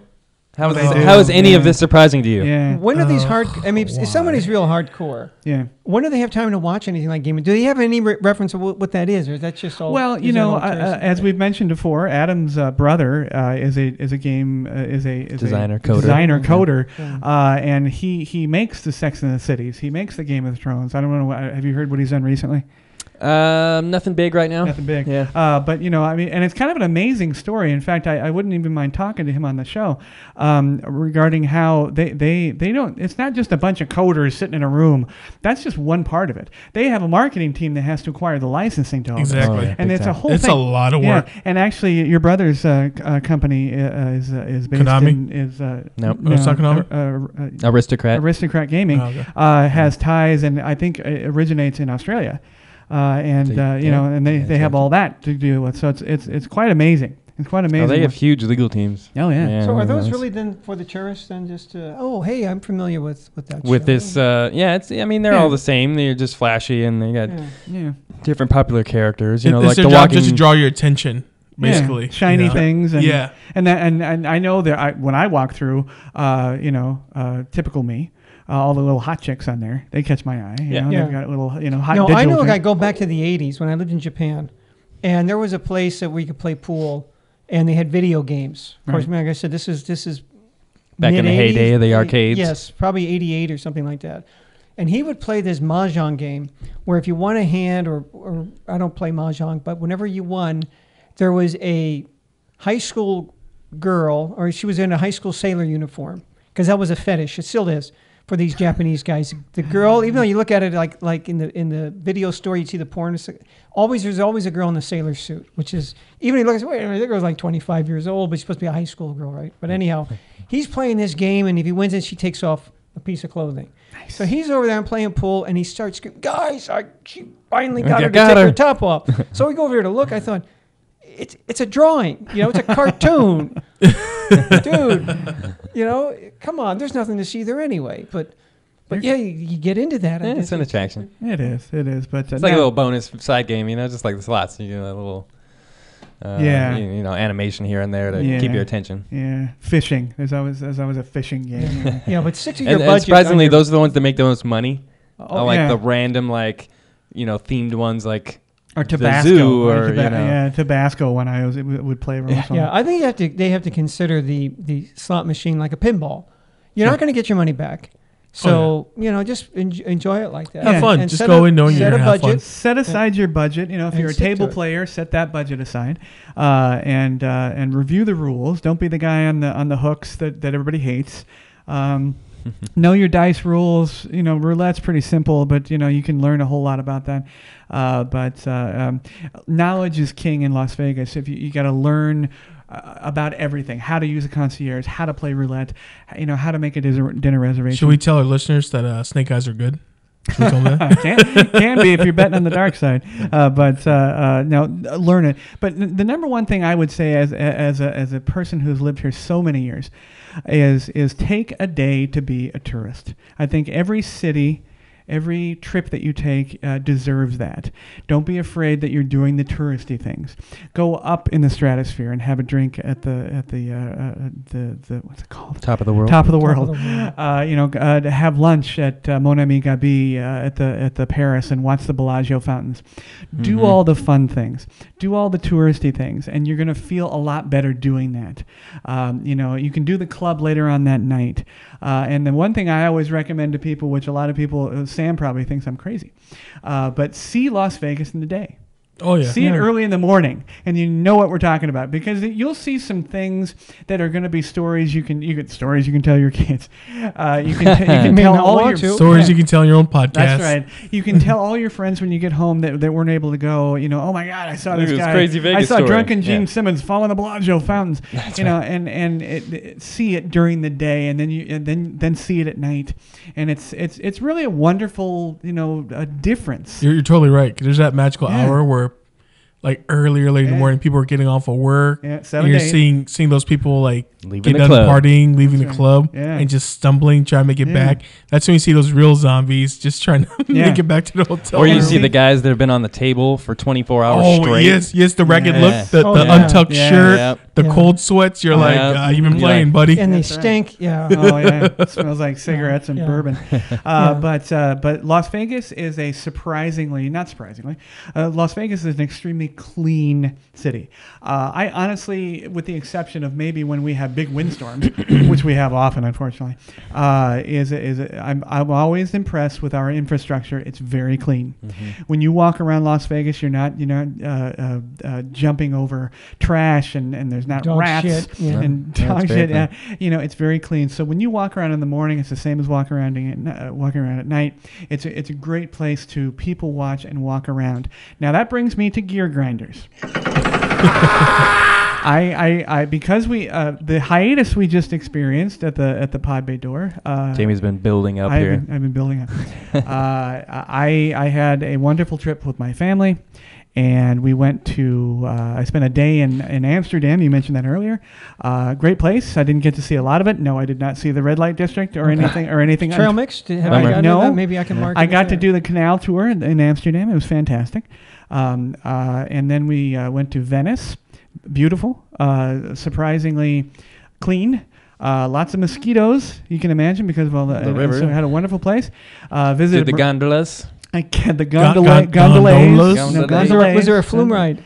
There was not a flume ride. No, actually, we did not do a gondola ride because they're actually surprisingly expensive. More expensive at night than during the day, but you're looking at like a taxi, $100 a couple. You didn't tell me you're from Vegas? Wow. You didn't tell not him? Including tip. Yeah. You should have told him. I know the Venetian Palazzo folks. Yes. It's your cousin over at the Venetian. I know. But Luigi. Venice is the Venetian does not do Venice justice. It's cute. It's obviously a facade, but Venice is a must see. It's one of those UNESCO things. And then we went to Rome. We took a train, a 3+ hour train ride to Rome. I love trains. Everybody should ride trains. Trains are wonderful. Got to Rome, and I literally felt like I was in a war zone. It was, now you have to go. I was telling John during the pre-show, it's a cradle of our society. It's a cradle of our civilization. It is some things that you must see, the Colosseum and everything else involved. However, it's filthy. Absolutely filthy. Trash everywhere. Graffiti on everything you can possibly see. I was worried about our hotel. When we got there was a lot of graffiti on the walls. I'm like, oh, shit. TripAdvisor let me down. But the inside was pristine, huh? Inside was great. But I realized when the whole city's like this, it is absolutely filthy. And you feel attacked the minute you get there. It is aggressive. We think we're aggressive here in Las Vegas. We are not aggressive here in Las Vegas. We play at being New Yorkers here in Las Vegas. That's true. When you get to Rome, you literally, your hand goes to your wallet, your hand goes to your camera, whatever else, and your head's on a swivel, because there is everybody and their brother seems like they're coming to get you. We got attacked trying to deal with train tickets. We got attacked doing this. We got attacked doing, the women are gorgeous. And everybody is dressed well except the tourists. And I have to tell this one story about being in Rome. For some weird reason, there's this giant contingent of Africans and Somali. And what they do now, this is a very strange thing. I've never seen this before. They come up and they give you something. You have this, man. And you have this, bless you. And they walk away. And you're like, what the fuck just happened? Right. And I'm pretty savvy. I'm from Vegas. I'm pretty savvy, right? Fuck that. I'm not savvy at all. Then they loop back around and say, you owe me for that. And then you got this giant African guy standing in front of you. Waiting for money. Huh. Yeah, that's just one little game they were playing. Sure. And the pickpocketing and everything else. Now, that aside, I spent a wonderful trip. Rome is someplace, it is as romantic as it seems. You just got to be careful. I saw some wonderful things that some people will never see in their lifetimes. It's a great trip. But my whole point in saying this is that even in Las Vegas, the people tell me that our wonderful monuments, our Mount Charlestons, our Lake Meads, our things, same thing. They're filthy. And my gears get ground when I hear that, because why are you destroying things that are not going to be around forever? The Colosseum is slowly disintegrating. Yeah, for sure. Not much we can do about it. Why in the world would you tag it? Yeah, and isn't tagging out? Good Lord, grow up. I don't know. Honest to God, our new kids being taught by old kids how to tag. It seems to be a 90s thing. Yeah, get over it. Good Lord. If you're in a gang, just say you're in a gang. Don't spray paint shit. Well, actually, don't you just take a selfie with your gang? Isn't that how you do it nowadays? That's right. Take a selfie and then post it on Instagram. That's right. Buy a hot dog and take a picture of that and say I'm in a gang. But that's the whole thing. I'm not going to dwell on this, but worldwide it seems just defacing historical value. And people love to say those goddamn Americans, they're disgusting and they're fat and they're this and that. Bullshit. Yes, we are fat. disgusting. And disgusting. But so is everybody else. We are, but so is everybody else. Yeah, so is everybody else in the sport. You know, I can't imagine that all the graffiti I saw on the Coliseum, in the Coliseum, everything else was done by Americans. It was done by Romans and everybody else. But you know, the negative and deleterious effect we have on our only monuments. Right. You know, we're not building anything new. We're tearing everything down. Yeah. Oh, I thought we're building like this big new amazing wall. No, well, sure, sure. Well, is that his monument? Well, I guess, you know, when yeah, you can put his face on it. When Del Taco and Taco Bell and Chipotle pony up for the Sponsor it, wall, yeah. Right? Sure. Sponsored by Del Taco. Yeah, Right. they'll put advertisements on it. You wait. There's gonna be Sorry, a wall I'm just built. like when you said that, and I was just like the walls. With advertisements it's just on it. It's just a bunch of absolutely. big LED monitors. Yeah. Absolutely. Come get the food here. Yeah. Blah Yeah. blah blah. Come on. I mean, it's absolutely going to happen. Brought to you by Taco Bell. Oh Yeah. my god. This section of the wall brought to you by Taco This Bell. section of the wall is brought to you by Starbucks. Enjoy your holidays. Yeah. But graffiti, theft, trash, racist thoughts, everything that makes... That's horrible to hear. You Oh, went it's on a terrible. nice vacation. I You want know. to see monuments, but Yeah. it's defecated by everybody else. That kind of sucks. It's and defecated is actually the right word. Yeah, it's saddening. Did it ruin my trip? Absolutely not. Should you go to every place that I went? Absolutely check it out. right? Absolutely. Try and see past the graffiti. I know right? one of the places that I was just there. That one of the places you want to is on your list, Adam, is Rome. Oh yeah, Coliseum is definitely on my list. Yeah, but don't kid yourself. You know, you're you gonna gotta have to trudge through a little bit. What's the trash to get there? What was the currency over there? Euro. No, like how much were you able to get for the U.S. dollar? Oh gosh, for example, 500 euro cost me $644. There you go. Yeah. Okay. So basically, the euro, I think when I went, was 0.85. Okay. Yeah, the dollar is tanked. A little bit less. Yeah. yeah. We're screwed. I enjoy you reassured me very well to go and check it out for.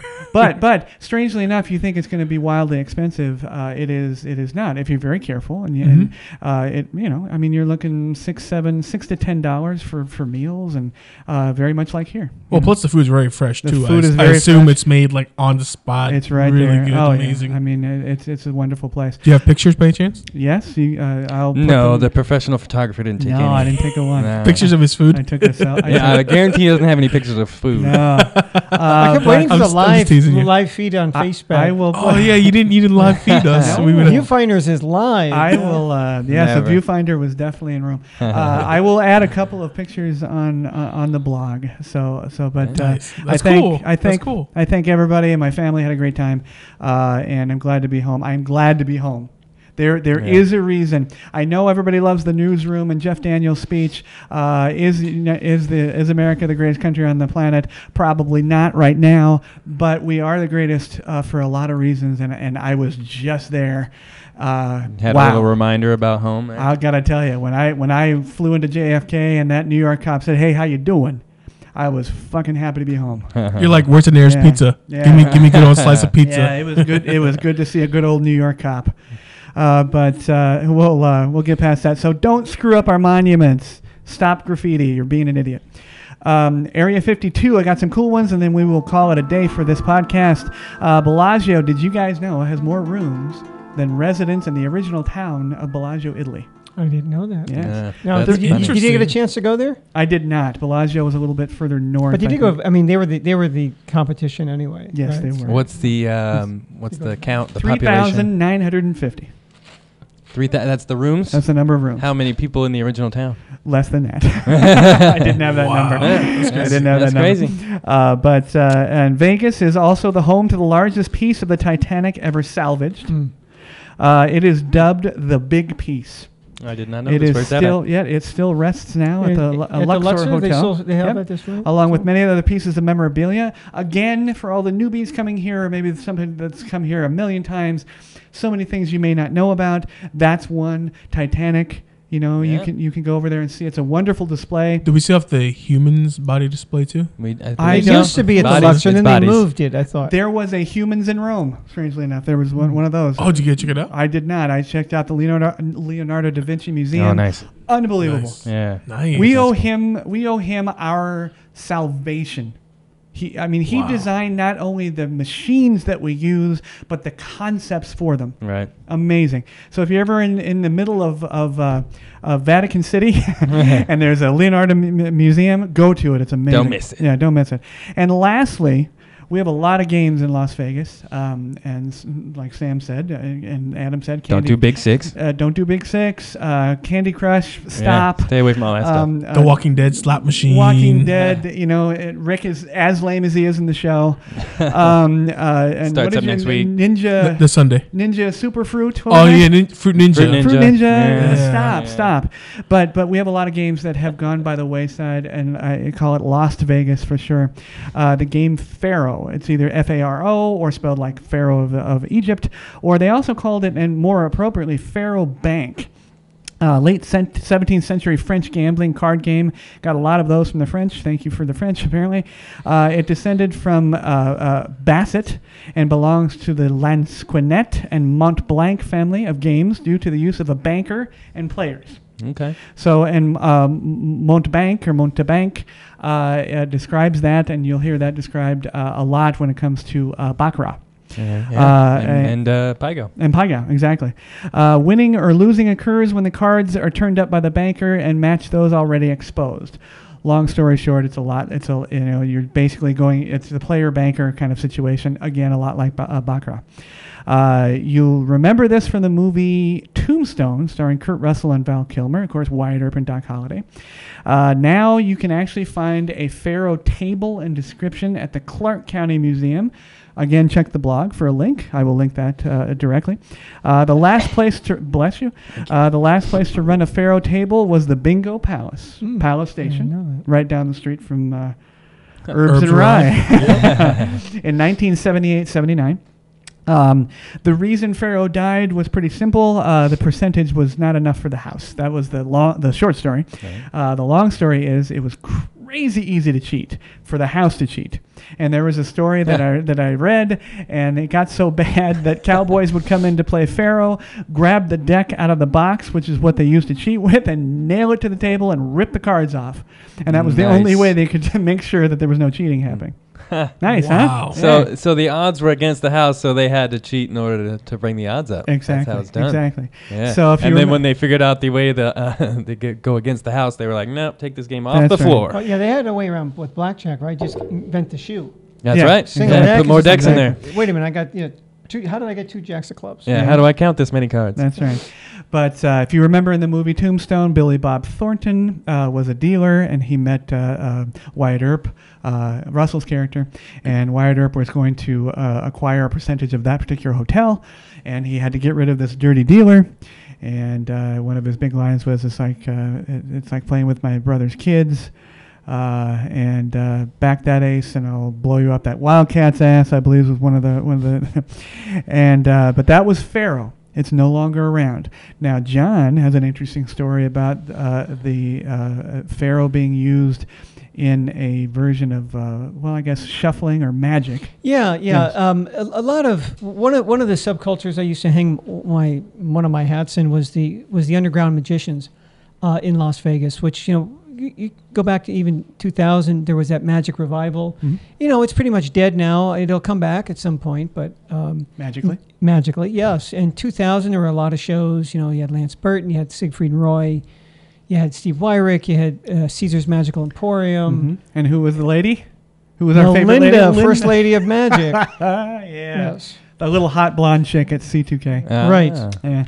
Yes, who was actually married to Lance Burton at one time before she was his assistant. Yeah. She learned all the tricks. Yeah, she learned the tricks. Probably turned a few. Yeah. Oh dear. Uh-huh. But anyhow, so so a lot of gambling cheating techniques are used by magicians, and one of them, whether or not it's really a cheating move or not, is called the Pharaoh Shuffle. Mm-hmm.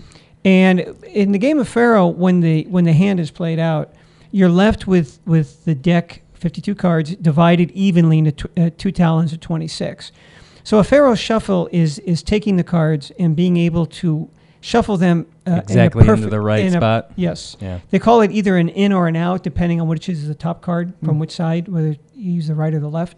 So mathematically, if you were to take a deck of cards, for example, a new deck order, because all cards come pretty much in the same arrangement, and you were to cut the deck in half exactly, and execute a Pharaoh shuffle, and you were to do 8 in a row, mathematically speaking, you would return the deck to the same order it was first in. Mm-hmm. So mathematically, with using a new deck order, for example, you do, I forget how many it is, 3 or 4 Pharaoh shuffles, you will have the cards arranged for example, by their value. So you have the 4 aces together, the 4 deuces, the trays, like that. So anyhow, yes, that was that came from that game, came from Pharaoh. So if you knew what order they were in and you executed the Pharaoh shuffle 8 times, boom, they're in the same exact order, you use that in order to cheat and you know what's coming, right? Yes, you could do that. There you go. Right. Yes. So, no poker with John, apparently. We got to watch this guy. Sleight of hand. That's what all the cheats are good at. That's right. All right. Well, thanks, everybody, for spending time with us. This was a long one today, but I thought we'd give you a good one because we've been gone it has been 3 weeks. Yeah, it's been a while. 3 weeks. Yeah.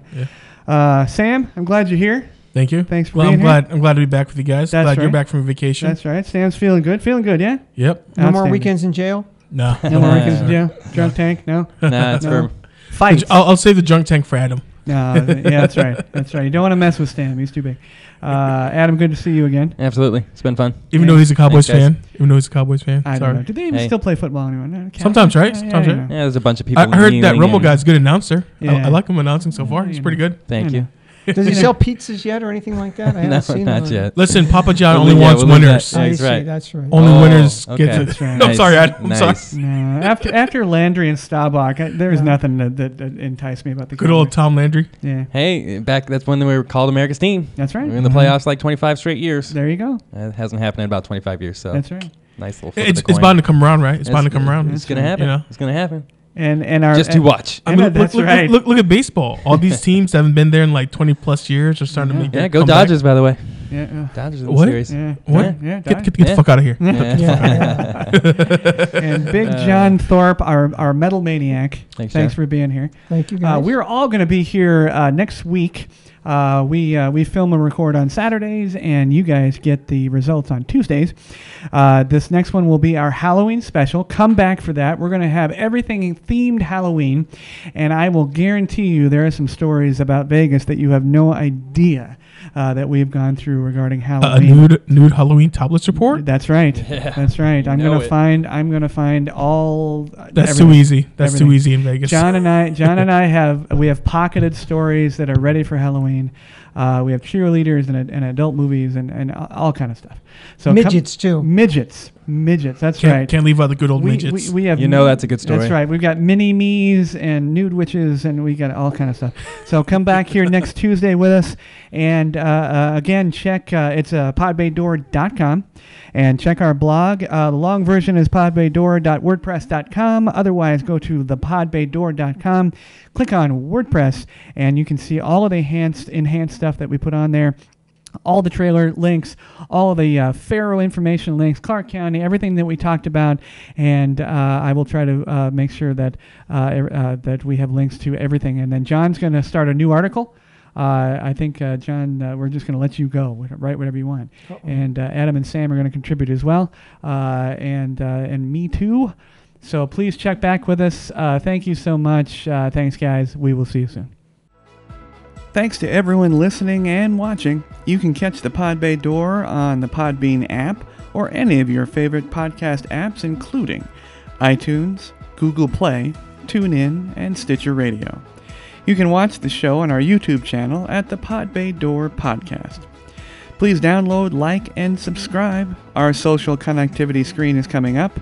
Check in with us on Facebook, Twitter, and WordPress. The Podbay Door is closed and talent is out.